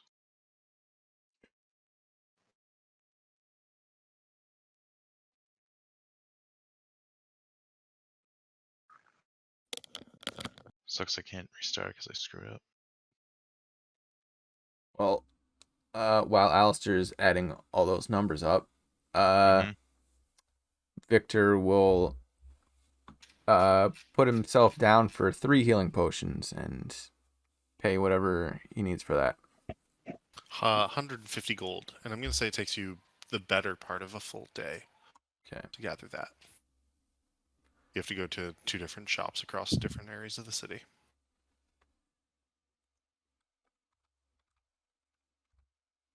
So all the alchemical supplies that you have there, effectively Zeus and you, probably worth about 100 gold to Fala. If that's what you're looking to do with them. Yeah. Yeah, I want to sell it to her instead of shopping around. 100 gold. Yeah, all my stuff was 78 Gotcha. at half price. Sold. And I try to buy like 2 healing potions. You can do so. Okay.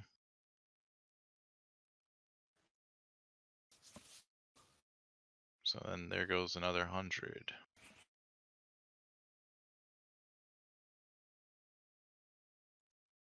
I have 5 potions on me now. I have While 4. I'm at Falls, I'd see what other potions she has in stock. Let's check.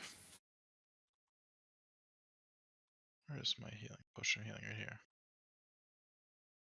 I have a potion of invisibility, and I think I gave my potion of speed to either Victor or Volknar. Yeah, Victor has it. All right. So I realized the potion of speed would not help me with magic at all. She has a watery potion contained in a pewter bottle etched with holy symbols that you know to be a potion of hide from undead for 50 gold pieces. A swirling golden draught that smells fiery. A potion of protection from arrows, 300 gold pieces. Smoky copper bottle tincture that smells like vinegar. This would be a potion of spider climb for 300 gold pieces. And then there's a fuming green admixture that causes motes of red light to appear when you unstopper the cork. And this would be an Ungent of Timelessness for 150 gold pieces.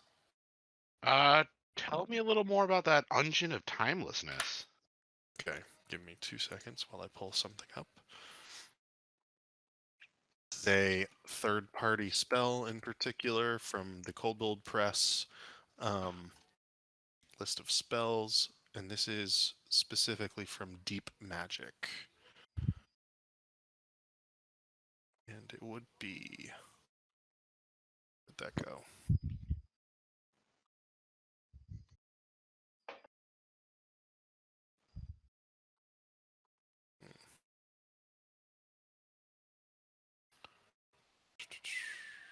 Sorry, it'll just be a moment. Is there anything else anyone wants to do while I'm fighting this?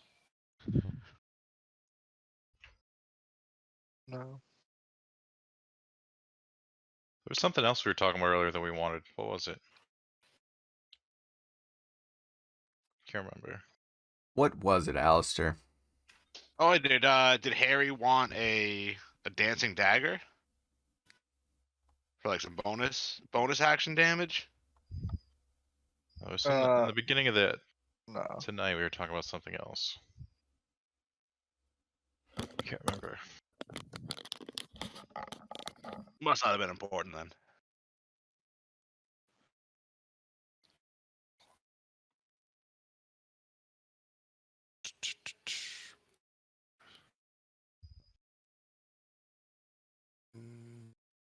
I think I was having mic issues, but I said something about like a manicore meet. We were having like a little break or something. There he is. Yeah, the Manicore meat is still fresh and still good to sell at the tavern as you wish. You can't necessarily make a ton of money off of it right away. You will need to like wait over time to, for meals to sell basically. But you can put it into the stock. Add it to the menu as a special item. Yeah, exactly. Get that meat marinating. I do some like dry aged manticore meat. Sounds good. Really. Manticore jerky.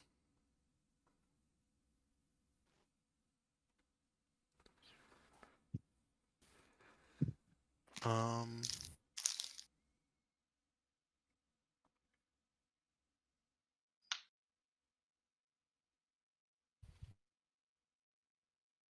Oh, that's annoying. Sorry, I'm checking one last thing.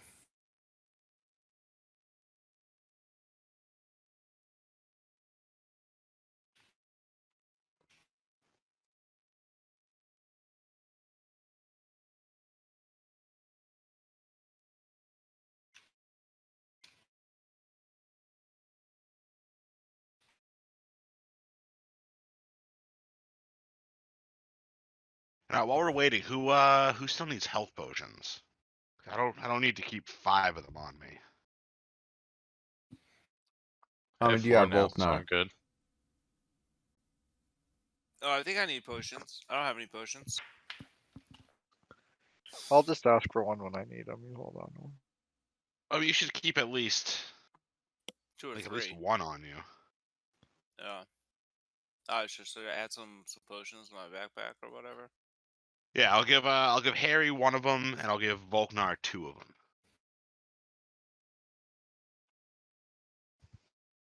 Potion of healing. Yep. All right, here we go. This is what this does. I'm gonna say this does the gift of alacrity. So you get to add a 1d8 to initiative rolls if you drink the potion.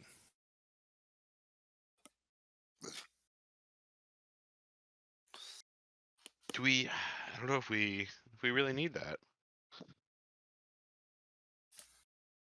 And so just as a reminder, the other ones were a potion of spider climb that lets you climb on walls, potion of protection from arrows, 300 gold, and it gives you a certain amount of protection from arrows, and then potion of hide from undead gives you advantage on stealth checks against undead. Spider climb one's pretty cool. How much was the spider climb one? 300 gold. It's a little pricey. You're rich. Yeah, you know what? Fuck it. We're about to get a shitload of gold. I'm gonna buy it. All right.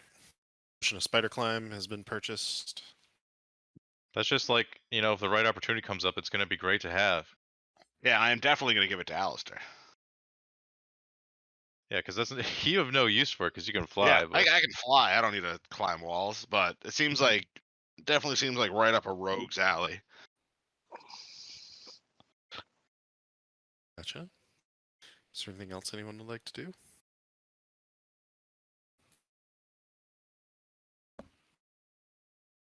How many potions does everyone have? I have 4. Victor has 3. I guess Volknar has 2 and Harry has 1. Is that right? Mhm.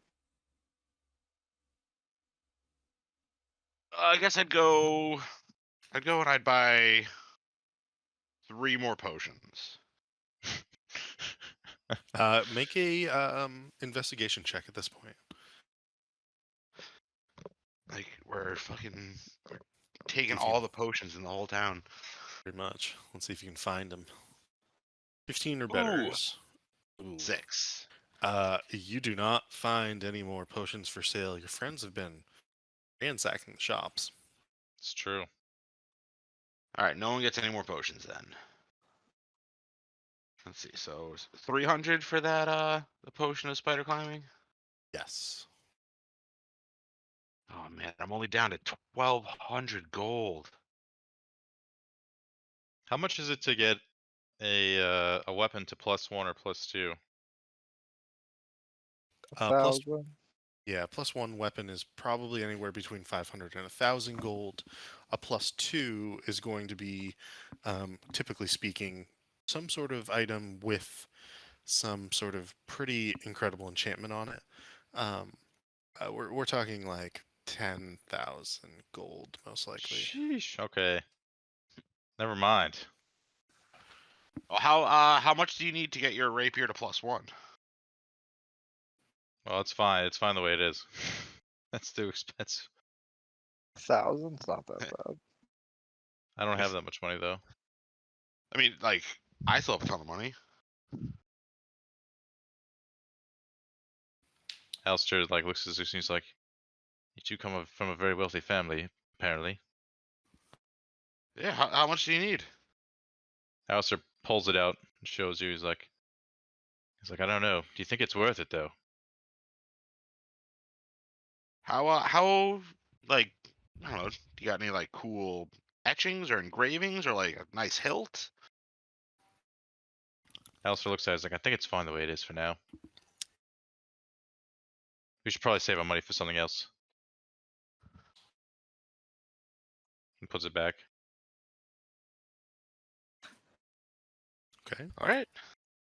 Let's do this. Yeah, should we head to the catacombs? Are there any type of like medieval like bombs or something we could buy? Like there's fire pots or something, right?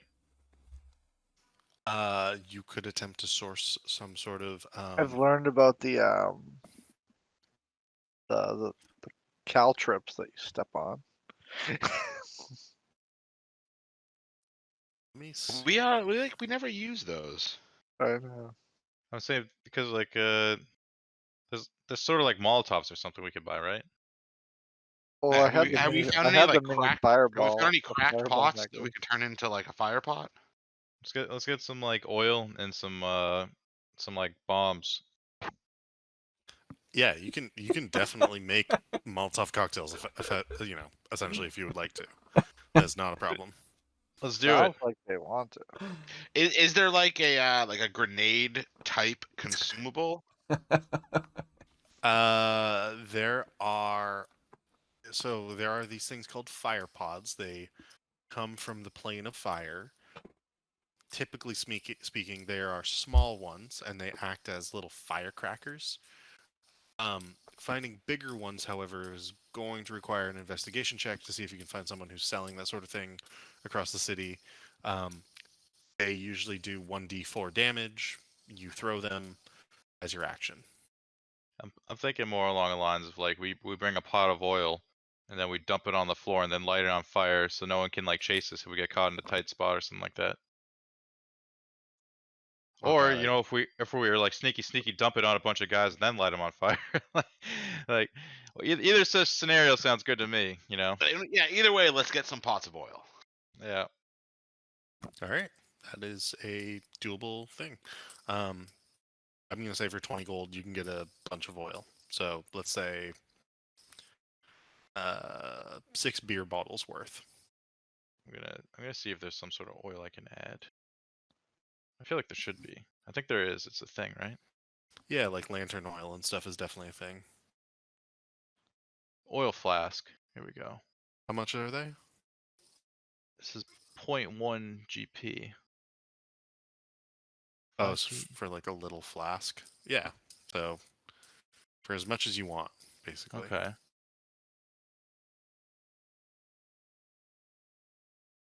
This is flammable oil, right? Yeah. Yeah.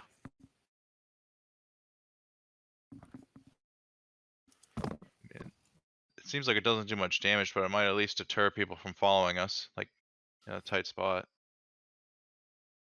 Okay. But 10 of them for 1 gold piece. Sure. Sounds right. Done. Actually, no. They weigh a lot. They really? Yeah. If only you had like a magical bag that like made it like a non-issue how much you were holding. You buy 10. It looks like I already had one on me.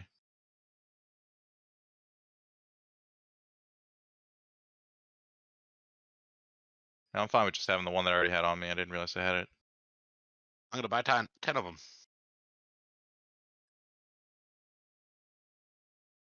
Cool. Is there anything else anyone would like to do in preparation to go into the tomb? Everyone got like ammo.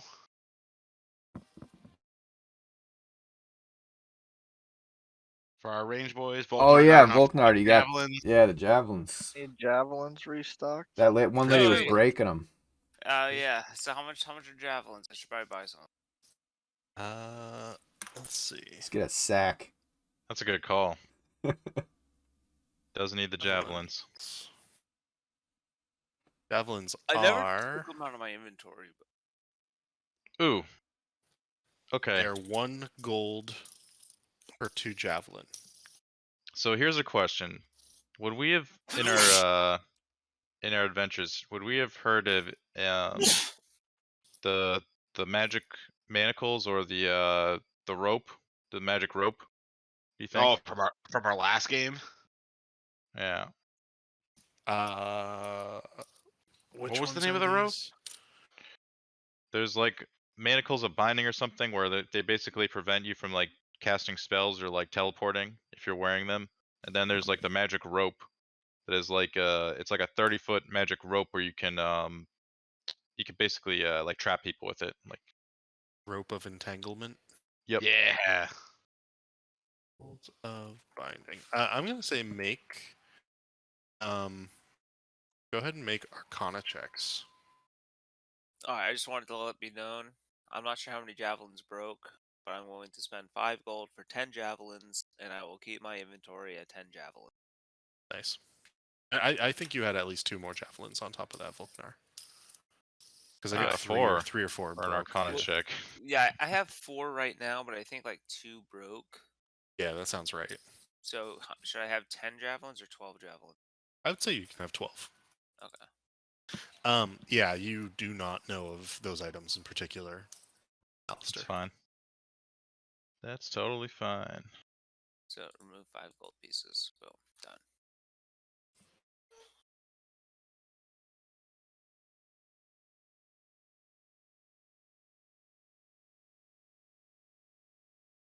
Anything else?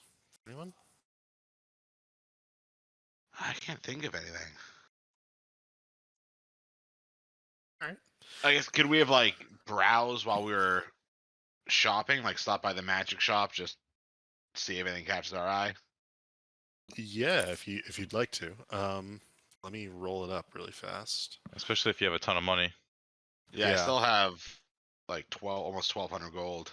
I think I know in one of the early shopping trips we either came across a portable hole. Like that would be nice for dumping a bunch of gold into. Yeah, I think that was more than we could afford, though. I think that was like really expensive. Yeah, I think that was like 10 G's or some shit. But I Or remember like 5. I remember there was some decent like enchantments and stuff we could get for 1,000 gold. Alright. You are able to get a number of magical items if you so wish: a great axe, quarterstaff, scimitar, or sickle, each for roughly 1,000 gold plus their typical gold cost on top of them. There is a gauntlet of ogre power for 8,000 gold. There is a what is this? What does this do? There is Hayward's handy Havard sack, which is a 2,000 gold item that lets you carry up to 20 pounds of material. It's kind of interesting. It gives you a little bit more carrying space. Maybe not necessarily as much as like a portable hole. There is a Morning Star of Warning. This is listed at 60,000 gold. Oh shit! What the fuck? Morning Star of Warning Oh, is we should have the pretty bow of warning. interesting. It lights up when orcs are nearby, right? It's anybody. You can't be Oh surprised. yeah, that was just like Yeah. a And Lord, it Lord has of a the Rings. light on it or something. Yeah. But it also is a +3 item. Ooh, Oh, shit. plus Ooh, that's 3. why it's 60. Holy shit. Yeah. Okay. And then there are a few scrolls. Scroll of Shillelagh, Scroll of Unseen Servant, Scroll of Mage Armor. Yeah. All right. Well, the I think we're the all- first weapons you mentioned, what were they? Were they just what kind of like weapons were they? Because they were 1,000 each. Were they just like the regular weapons or something You else? said like a Great great axe, a axe. sickle, and a quarterstaff. Great Axe, Quarterstaff, Scimitar, Sickle.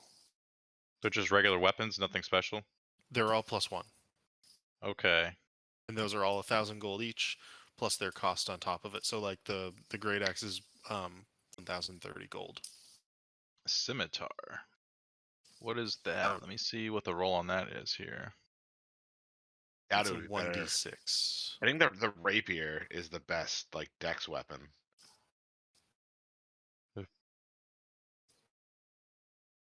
The best dex melee weapon. I think that's actually right.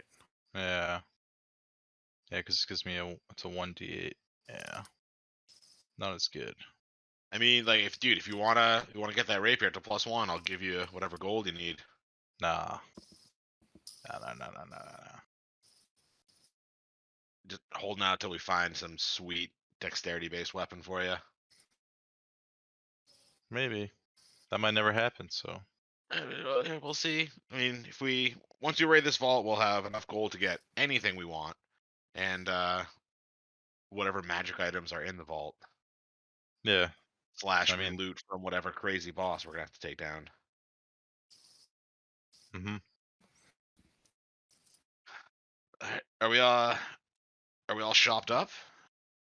Should we head towards the the Hey, cemetery? what's to throw some fireballs? All right. You head towards the city of the dead. It takes you. Wait, you want to do this it's like 2 days down the line during the day, I assume. Mm-hmm. Yeah, Fresh nice, day. We're all fresh. bright early in the Yeah. morning. Everything is recharged. Yeah, our sleep schedule's a lot of whack now, though. No, we're good. We've been resting the last few days.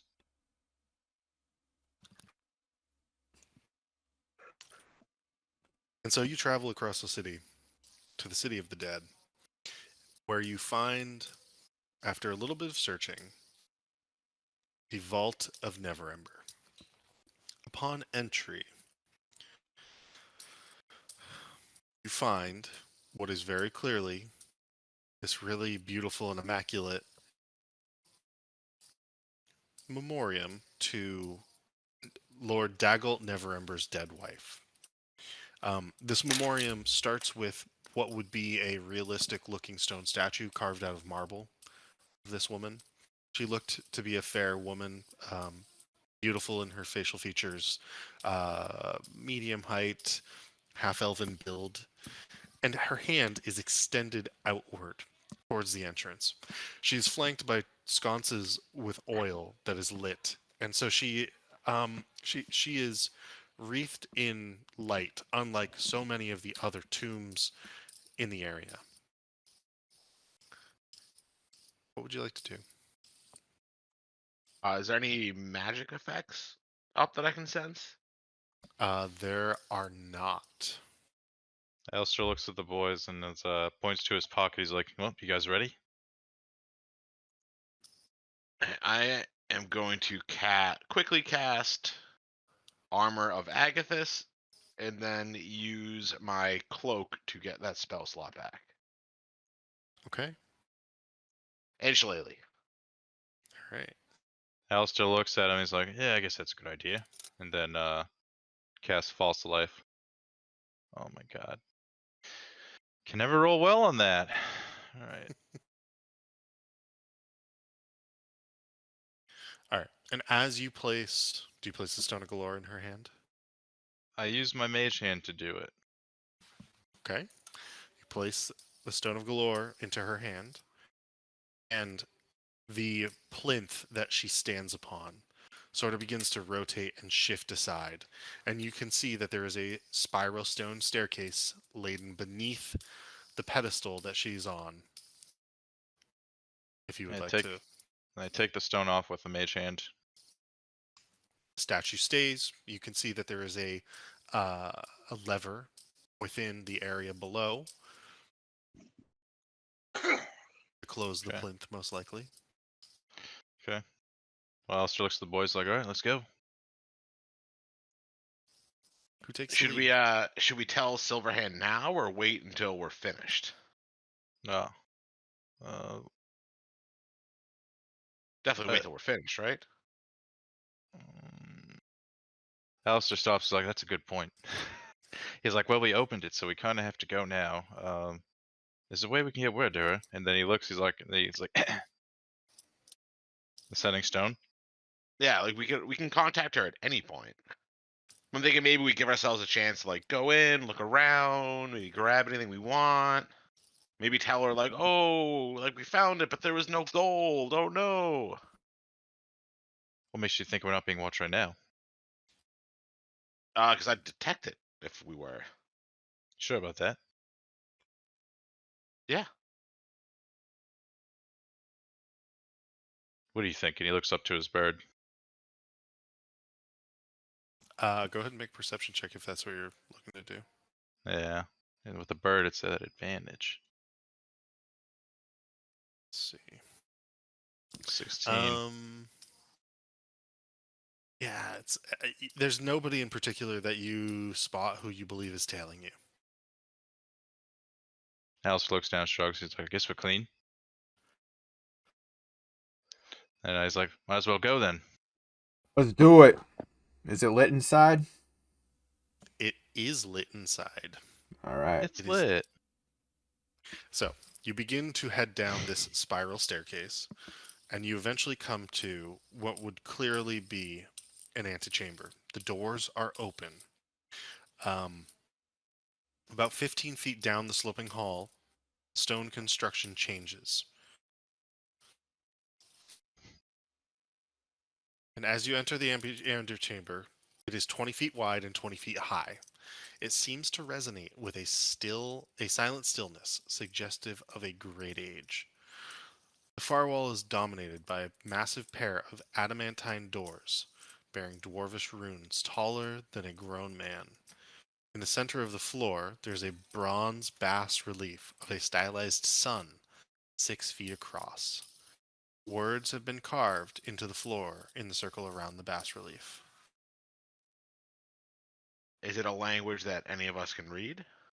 Does anyone read dwarvish? I do. The runes read, "All that lies within belongs to the silent keeper."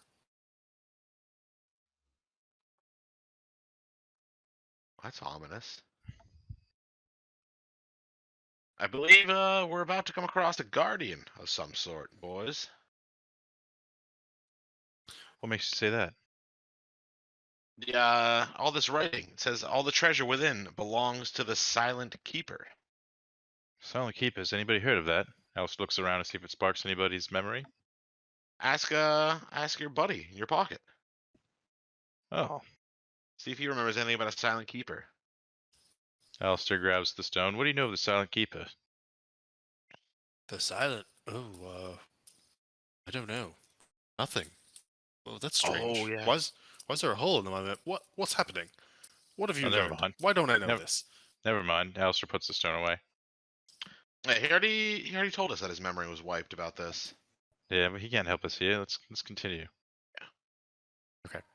The sun on the floor. The script running around it is in the local Waterdavian language, and if you look closely, you can see that it reads "Know ye the hidden truth," repeated 3 times.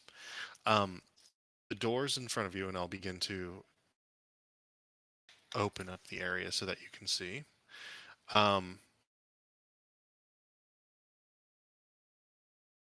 These are the doors in front of you. Oops. I need to cut it out for you. There we go. And the doors are open.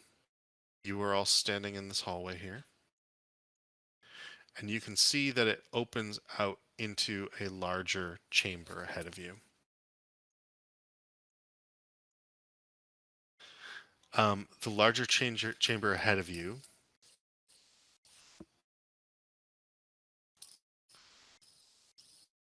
let's see. The larger chamber ahead of you is quite large in terms of the height of the ceiling. It looks like it expands to about 40 or 50 feet. There are several niches on the walls. And let me just find that description. 3 age-worn columns support crumbling stone bridges 60 feet overhead, with the ceiling rising another 20 feet beyond that. Set into alcoves are 12 sets of double doors, or 12 sets of frescoes, each one being 10 feet wide, 10 feet high, embossed with images of dwarf warriors in plate armor. And I will expand this open so that you can see all this.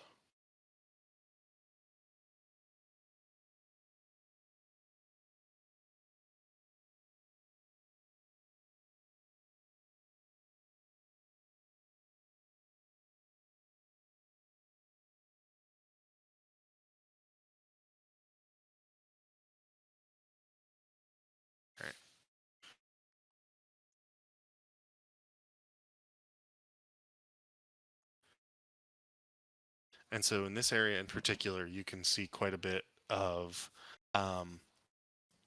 dwarvish imagery.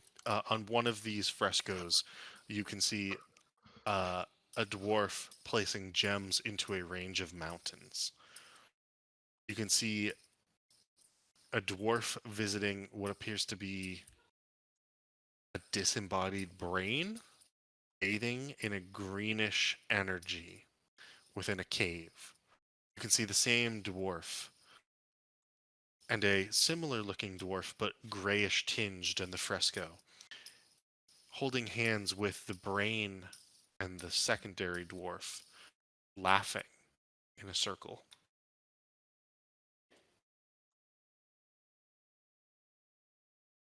Which one should we Are we here investigate for their first? amusement? I don't like all these paintings with brains. We already killed one brain monster. What's one more?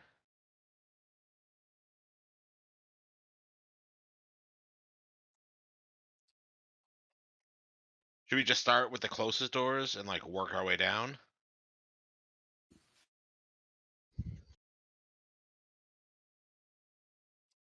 What's a door? These here?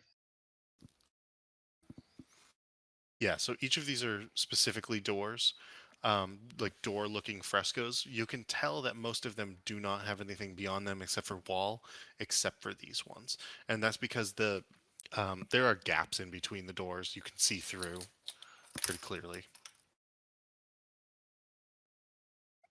Right. I guess let's go to this one. Try to open it, Sure. or have It Alistair try to open it because he's the best at opening doors. Sure. It pushes open without issue. There is what appears to be some sort of stairwell entry this way. There's also a passage to the north here.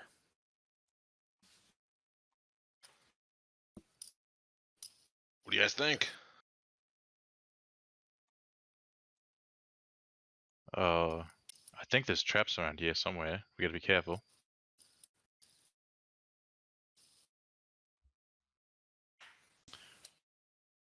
Should we go north first, or should we check the staircase out, or should we split up? Alistair's like, let me send my bird one direction, and And At least. I'll send the ferret in the other direction. Gotcha. Why don't you take the stairs because you can fly? Slinky is very short and he has trouble with stairs sometimes. whatever. So either way, Bird and the owl can see in two directions right now, and one leads to a giant fresco on a wall. The other is towards a bunch of stairs. Bird will go down the stairs. The stairs ascend actually upwards. Bird will go Um, up the stairs.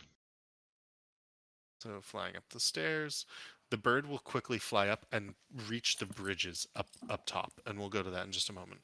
The fresco. Are you looking through Slinky's eyes? Yes. Okay.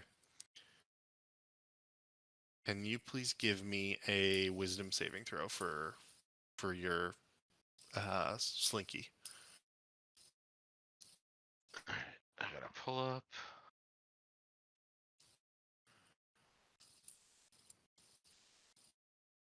I can find familiar.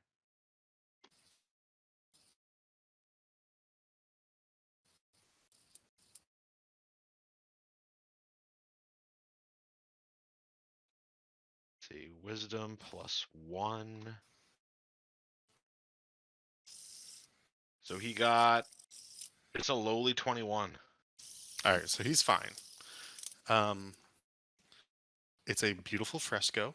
But would And I it- have like known that something kind of suspicious happened there? I'm gonna say no, actually. Okay. It is an immaculate-looking fresco that depicts dwarves battling goblins. And it's like a pretty epic-looking battle. If Slinky, if he didn't trigger any traps, I would have gone to join him. I would Okay. tell the rest of the boys like I think this way's clear, no traps, and gone to join him at the fresco. Okay. Go ahead and make the same wisdom saving throw. The owl will go Ooh, upstairs. I'm not as wise as my weasel. Ooh, that is not good. Let's go upstairs first, as this is happening. As you fail that, The owl goes up the stairs here and comes to a corner, and we can put Mel right over here. And it opens up into a hallway of some sort to the north and south. I'm still loading in. Gotcha.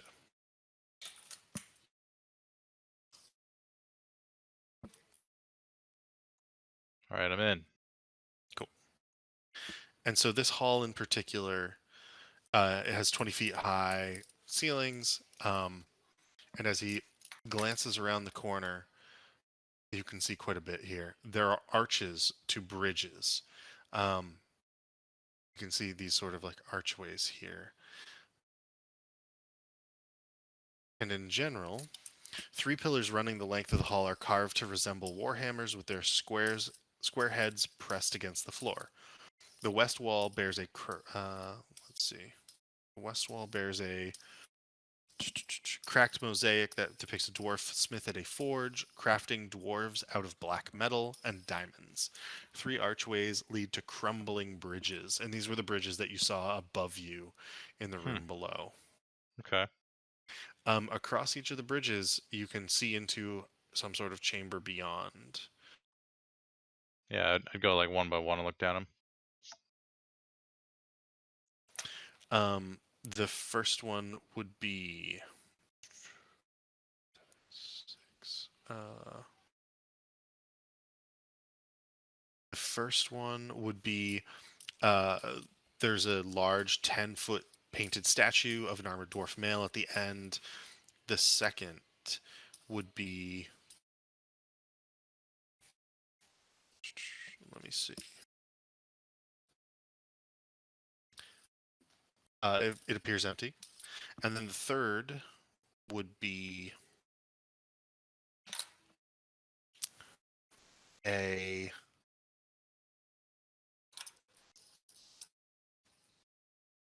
Easton, a dust-covered fresco that you can't make out very well from here. And in the middle, an iron anvil sits atop a raised stone block. Okay, so I know that if I went this way, I'd basically be back to the boys, right? Yes, if you flew back down. Okay. And then the owl drop back down to you guys. Okay. From the hole. And you can do that without issue. Those of you who was going to follow Zusanu?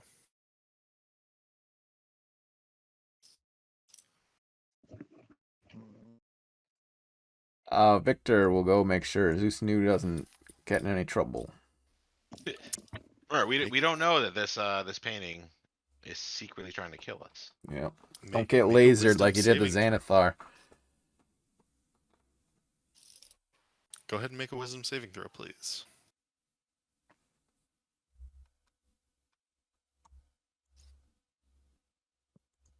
Is that for Victor? Yeah, for Victor. Oh man. Did it load? 10. Okay. That is a fail.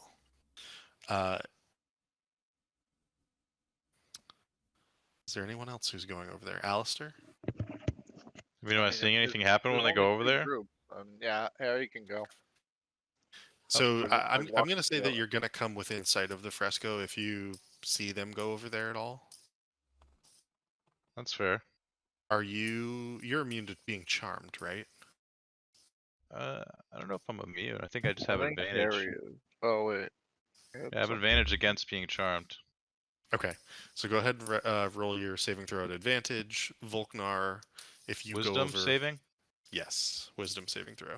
What am I Harry, wisdom saving throw if you're walking over there. 19. Am I doing it? Am I doing it, guys? I mean, are you gonna be like the one fucking nerd who doesn't go with the rest of the group? No. Ooh. Just a fail, Volknar. Barely. Alright. Oh, bullshit. Wisdom save. Harry Bullshit, has I'm got gonna nothing to avoid it. Okay, now we'll keep the 11. Wow. All right. So Alistair's gonna have to save the day right now. It sounds like.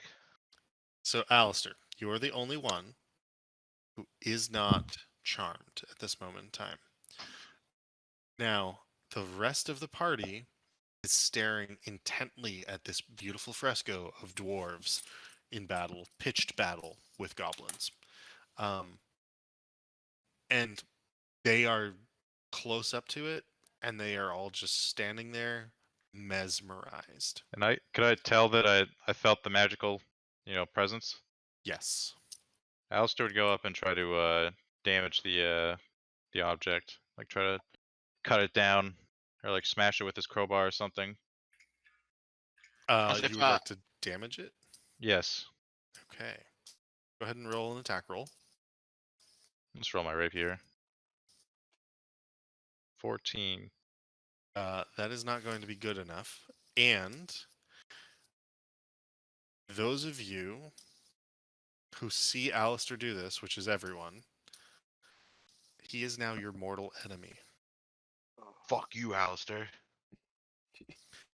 If if Slinky, if he wasn't affected, could he like see me get like charmed or distressed or whatever and like freak out and like, I don't know, bite my wing or something to try to like shake me they- out of it? I'm If they gonna all say came at me, I'm gonna go no. invisible if they all came at me. Okay. So as they're going to come at you, you're going to go invisible. Yeah. All right. So we're just going to do this.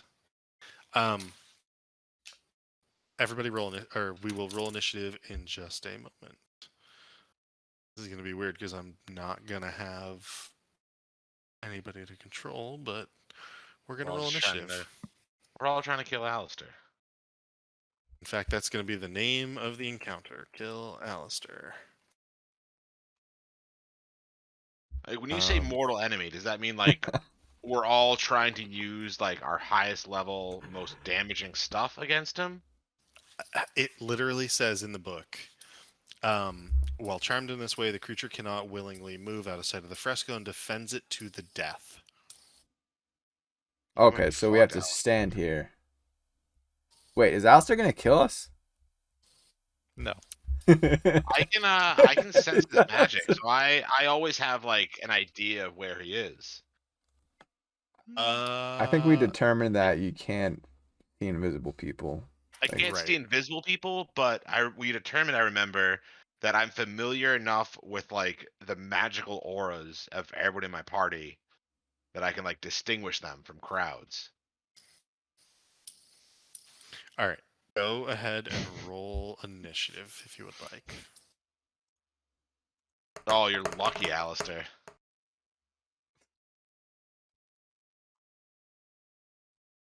Oh, I didn't roll initiative.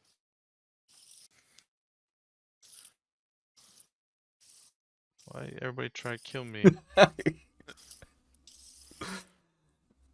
Volknar? What am I doing? Just Initiative. initiative. Oh, initiative. Okay. And then kill Alistair. No kill Alistair. All right. So we're going to start with Victor. What would you like to do, Victor? Well, first, Victor is gonna yell at Alistair. He's gonna say, come back here, Alistair. No response. I hate you. If you come near this pain, if you come near this pain again, you're gonna get it. And Victor has no idea where Alistair is, so he's just gonna stand here. But I mean, yeah. I mean, I assume he's still in front of me. But that's me talking, not Victor.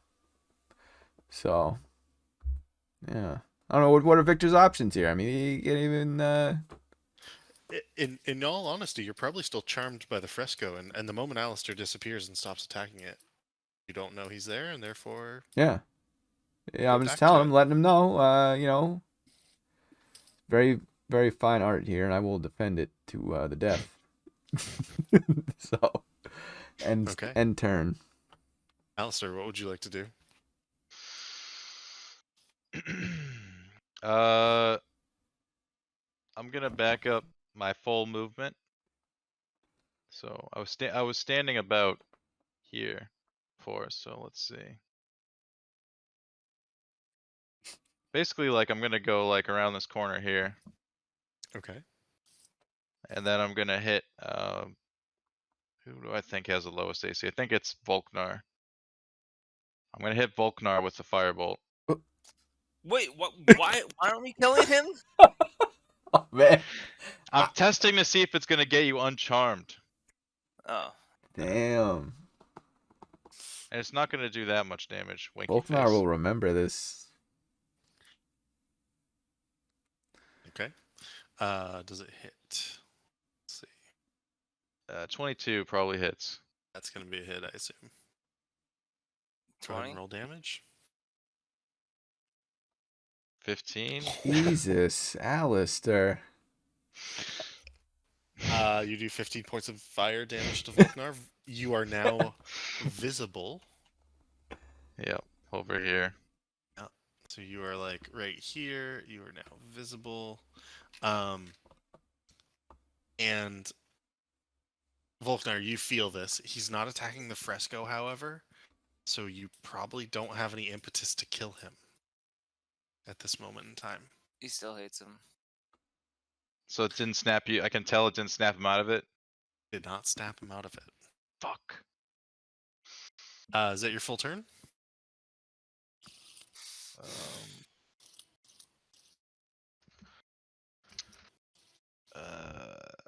Bonus action.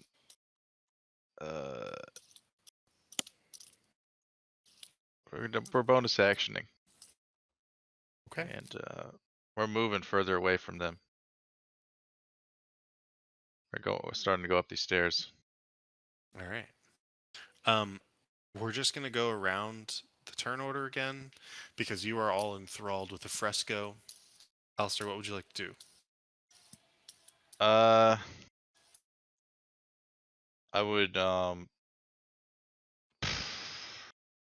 I'd sneak around the corner again and then try to firebolt the wall. Okay. Go ahead and make an attack roll. Crit. Attack the wall. All right. Go ahead and roll your damage. 40 16. 10. Damn. Okay. So you cause a significant portion of the fresco to become burned. And as you do this, those of you who have not had your turn feel this intense rage and desire to kill Alistair. Oh, you're You gonna have get done it. a significant amount of damage to a portion of the wall, however, and you feel like as you did so, they all flinched. If only Alistair had a bucket of paint. Is there anything else you would like to do on your turn before we go to Harold? I would start running back up the stairs. Gotcha. Like use my full fucking movement. Harold, get- what would you like to do? Getting very far away from us. I would say, don't even look at my wall, Alistair. And fire a. No, and run at him with my staff and try to clock him over the head with it. Which I think you're going to be able to get to just around the corner of the stairs. 11 to hit, Alistair. I don't think you can get in range, actually. Okay. Yeah. I'll just run at him in rage, attacking my wall. Gotcha. Volknar might be able to get within range. Just double check this. If I bonus action and used more movement, then I would have been like way further ahead though. Oh, okay. You would have been like somewhere upstairs. Yeah. Gotcha. Volknar, you can get basically to like to here, I think is what I just saw. Okay. And we're trying to kill Alistair. Yeah. And we're trying to kill him. And you would not see him. He'd be around the corner upstairs, so I'm going to say he's going to be out of range. Zeusnu, All right. what's your fly speed? 50 feet. Hmm. And I'm thinking, like, would I So does this charm does it affect our intelligence? Like, would I be aware enough to remember that there was holes in the floor that I could fly up to and possibly cut Uh, Alistair off, or am I just in a rage going a straight line to Alistair? you can totally try to fly up. You would know enough to know that. Son of a bitch. Cut him off, Zeus New. Cut him off. Dude, I'm trying. Yeah, so I guess I would try to cut off. He's So getting I'll try to cut off away. Alistair. You son of a bitch. Oh And we can put you where we need to. So I guess probably this one was the closest to us. This bridge, Yeah, that sounds right. because what the door is under this Yeah. where we came from. Yeah, because you can see the column is under the center bridge here. So I would have flown up and just headed towards Alistair this way Okay.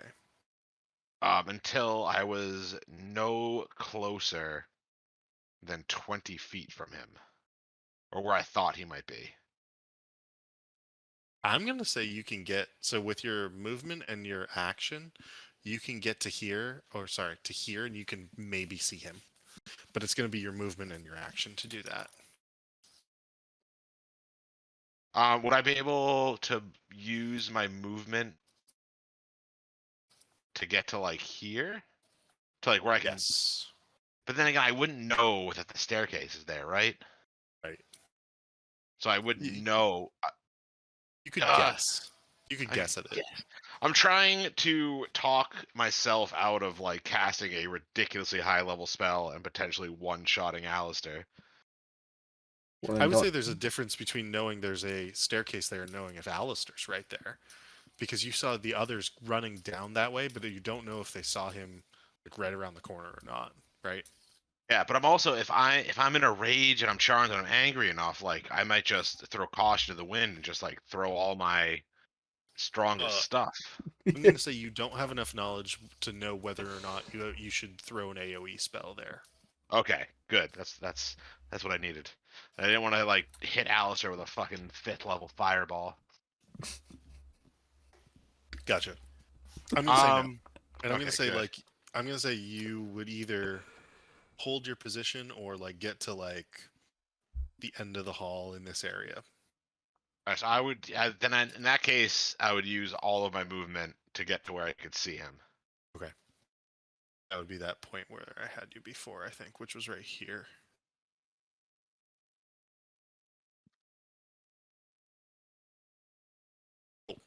Which is then going to bring us to Victor. What would you like to do, Victor? So Victor suspects that Alistair is going to try to double back and attack this wall, but he's not going to have any of it. He's going to stand his ground and protect the wall at all costs. Oh my god, you son of a bitch. So are you holding your action to attack Alistair if he comes within range? Yeah. Victor's standing his ground. All right. Alistair, what would you like to do? Alistair is going to use his action to pop on his hood. He's invisible now. And he's gonna run by Zeusanu to about here. That's his first this is his movement, is doing that. And as I run by, I would fucking just elbow him or something. He doesn't see me, but he just feels me walk by, fucking hit him as I go by. Did you go back invisible? Yeah. Okay. Done. Okay. And then let's see. So that's 30. Where's the tool? I guess I could just drop down. And then here I'd drop down. So I'd move 10 and then just drop down. How far is it, by the way? So it is a 40-foot drop, which is what I was about to say. Okay. It's a pretty significant drop. Huh. Hmm. Interesting. Maybe one of those the statues that you saw might uncharm us. Hmm. I guess for now, I'll go my bonus action movement. I get another 20 feet. Um,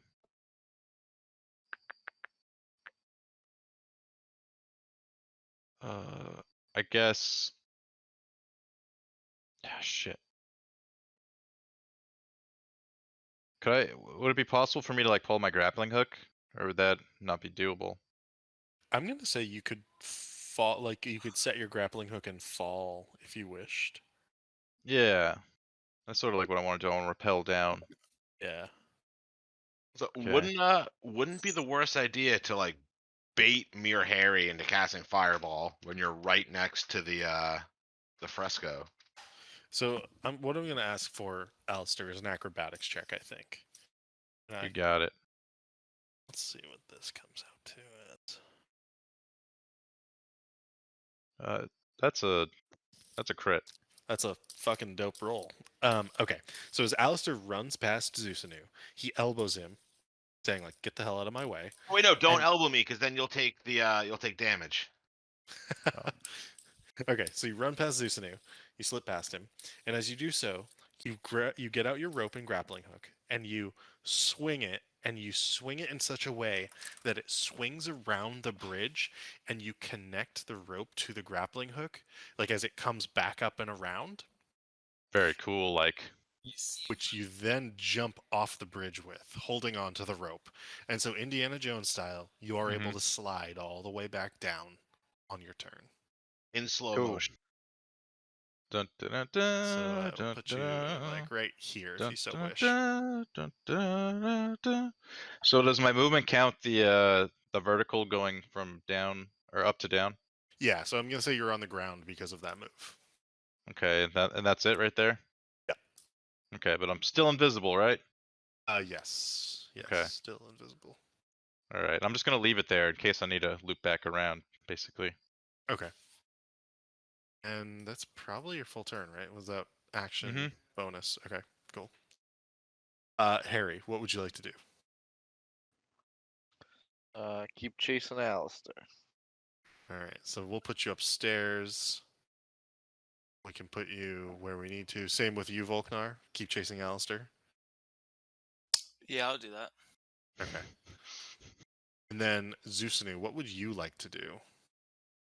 Oh, man, I guess I can sense Alistair's and like the invisibility magic, so I have like a Not, rough idea of where he is, right? not really. It's yeah. I mean, I'm gonna say like You not keep really. trying to see me while I'm invisible. You can't see me, man.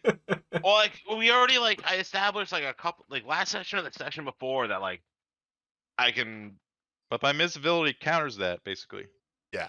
Yeah, Yeah, I let's think go we with said. that. All right, so I have no idea where Alistair is. Right. And he did not elbow me on his way past. So Down as there. far as I know, he's still in that. My like, elbow wasn't doing alcove. damage. It was just nudging you. I was like, I'm going by. Well, don't give me a tell to where you're going. Why not? That's part of being chaotic. And also, anyone who hits me takes damage. It has to be like a hit that does damage. Yeah, Oh, I'm okay. not doing damage. Just instead of elbowing me, like pluck one of my feathers out or something, No. just to fuck with me. Well, in that case, I know you went by me, so I'd head back this way. But I guess I would just go straight. You would see the rope on the ground and the grappling hook. No, all right. Well, I guess I'd follow that. So Yeah. let's see. 20. So let's say it would take all of my movement and my bonus action to like go over here and then go down to the first floor again. And I would just be standing right next to invisible Alistair, having no idea. Okay.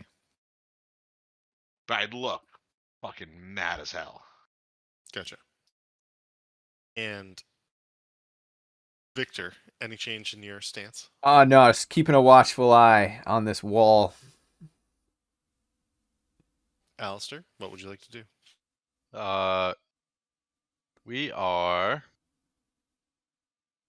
We're gonna use our action, or no, we're gonna use our movement and bonus action to get right here and then I still have another 25 movement.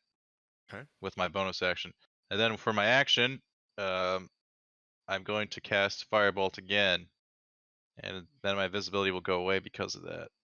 Okay. See the rolls.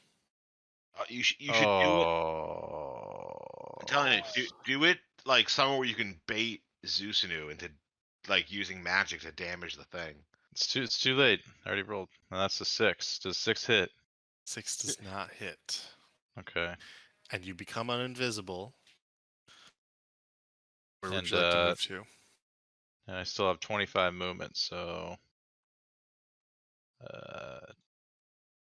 20 gets me here, then another 5, boom.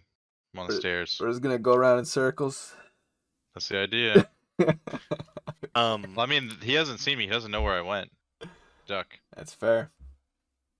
Bro, The other boys are just kind of following, my trail. this brings us to Harry and Volknar. Where would the two of you like to go? You're looking for Alistair. I don't know. And I Let's think play dumb. Alistair's invisible. Yeah, you just don't know where he is right now. wouldn't the same thing happen to you guys that happened to me? Like you'd see the rope. Yeah, and like we want to go and we want to fight Alistair. That's the idea. We don't have a choice. We have to. You have an urge to. The fresco demands it. He is the goblin. You are the dwarf. I guess Harry's just gonna look around and hold his action to see if he finds Alistair running Okay. around. You do not see Alistair anywhere. I guess, And if like, you're gonna go there and see the rope. yeah, I'm gonna look at the rope. That's my 40 feet of movement, and I'm just gonna poke around, like look around. Gotcha. You don't see Alistair anywhere. You do see Zeusanu below you, 40 feet below you. So you don't think he's in this area, at least, I'm going to say. And if there's anything in particular you want to do, Harry, you can, but otherwise you want to hold your movement. Yeah, hold my action. Just be like kind of frantically looking around for Alistair. Gotcha. Zeusanu, what would you like to do? Let's see. So I would have seen the firebolt Yes. like would've. come this way. Yep. Sorry, you would not have fully. You would have seen a flash of light. Oh, because these doors are closed. Those doors are closed, exactly.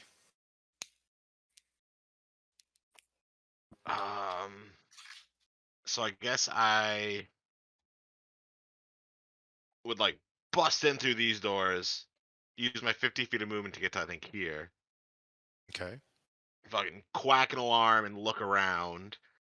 And is he far enough up the stairs that I can't see him? You cannot see him around the wall. Let's see. And I would not think to ask Victor for advice. Slinky would come to me all worried, wondering why I'm acting so weird, trying to kill my buddy.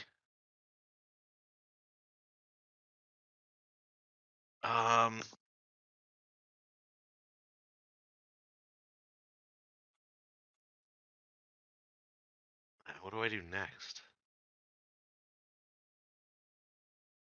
I'm thinking, since we're charmed, I probably wouldn't think to ask Victor where Alistair went, because we're all just like in a rage trying to kill him. Okay. So I guess I would just.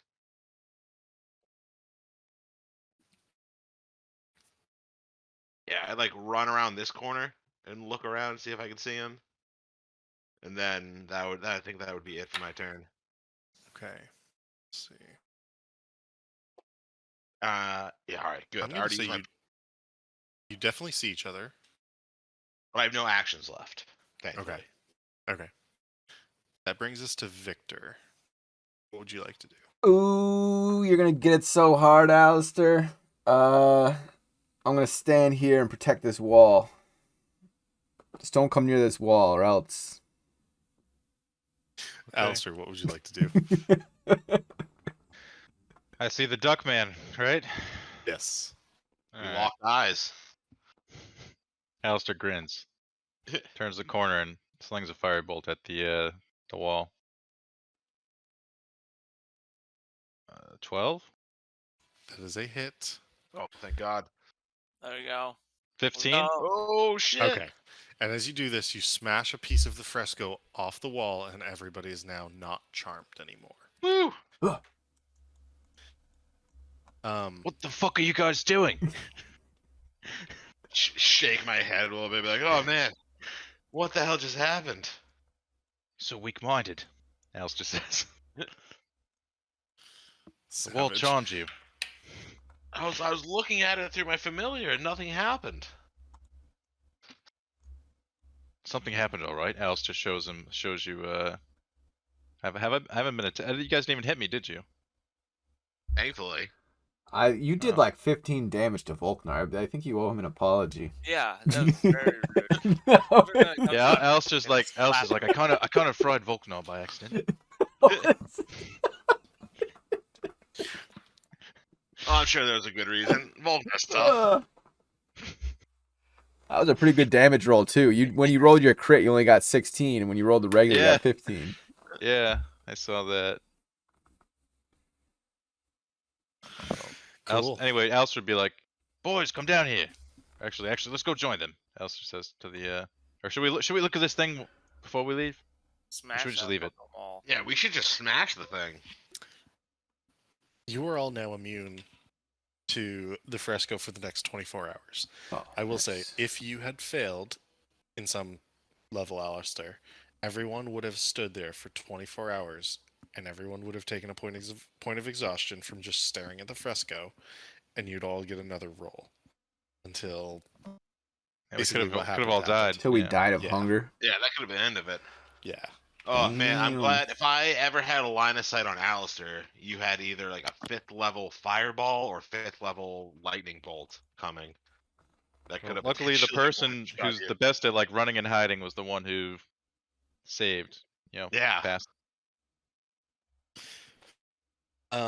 We'll pick it up here. We'll pick it up on the next one, on the next map.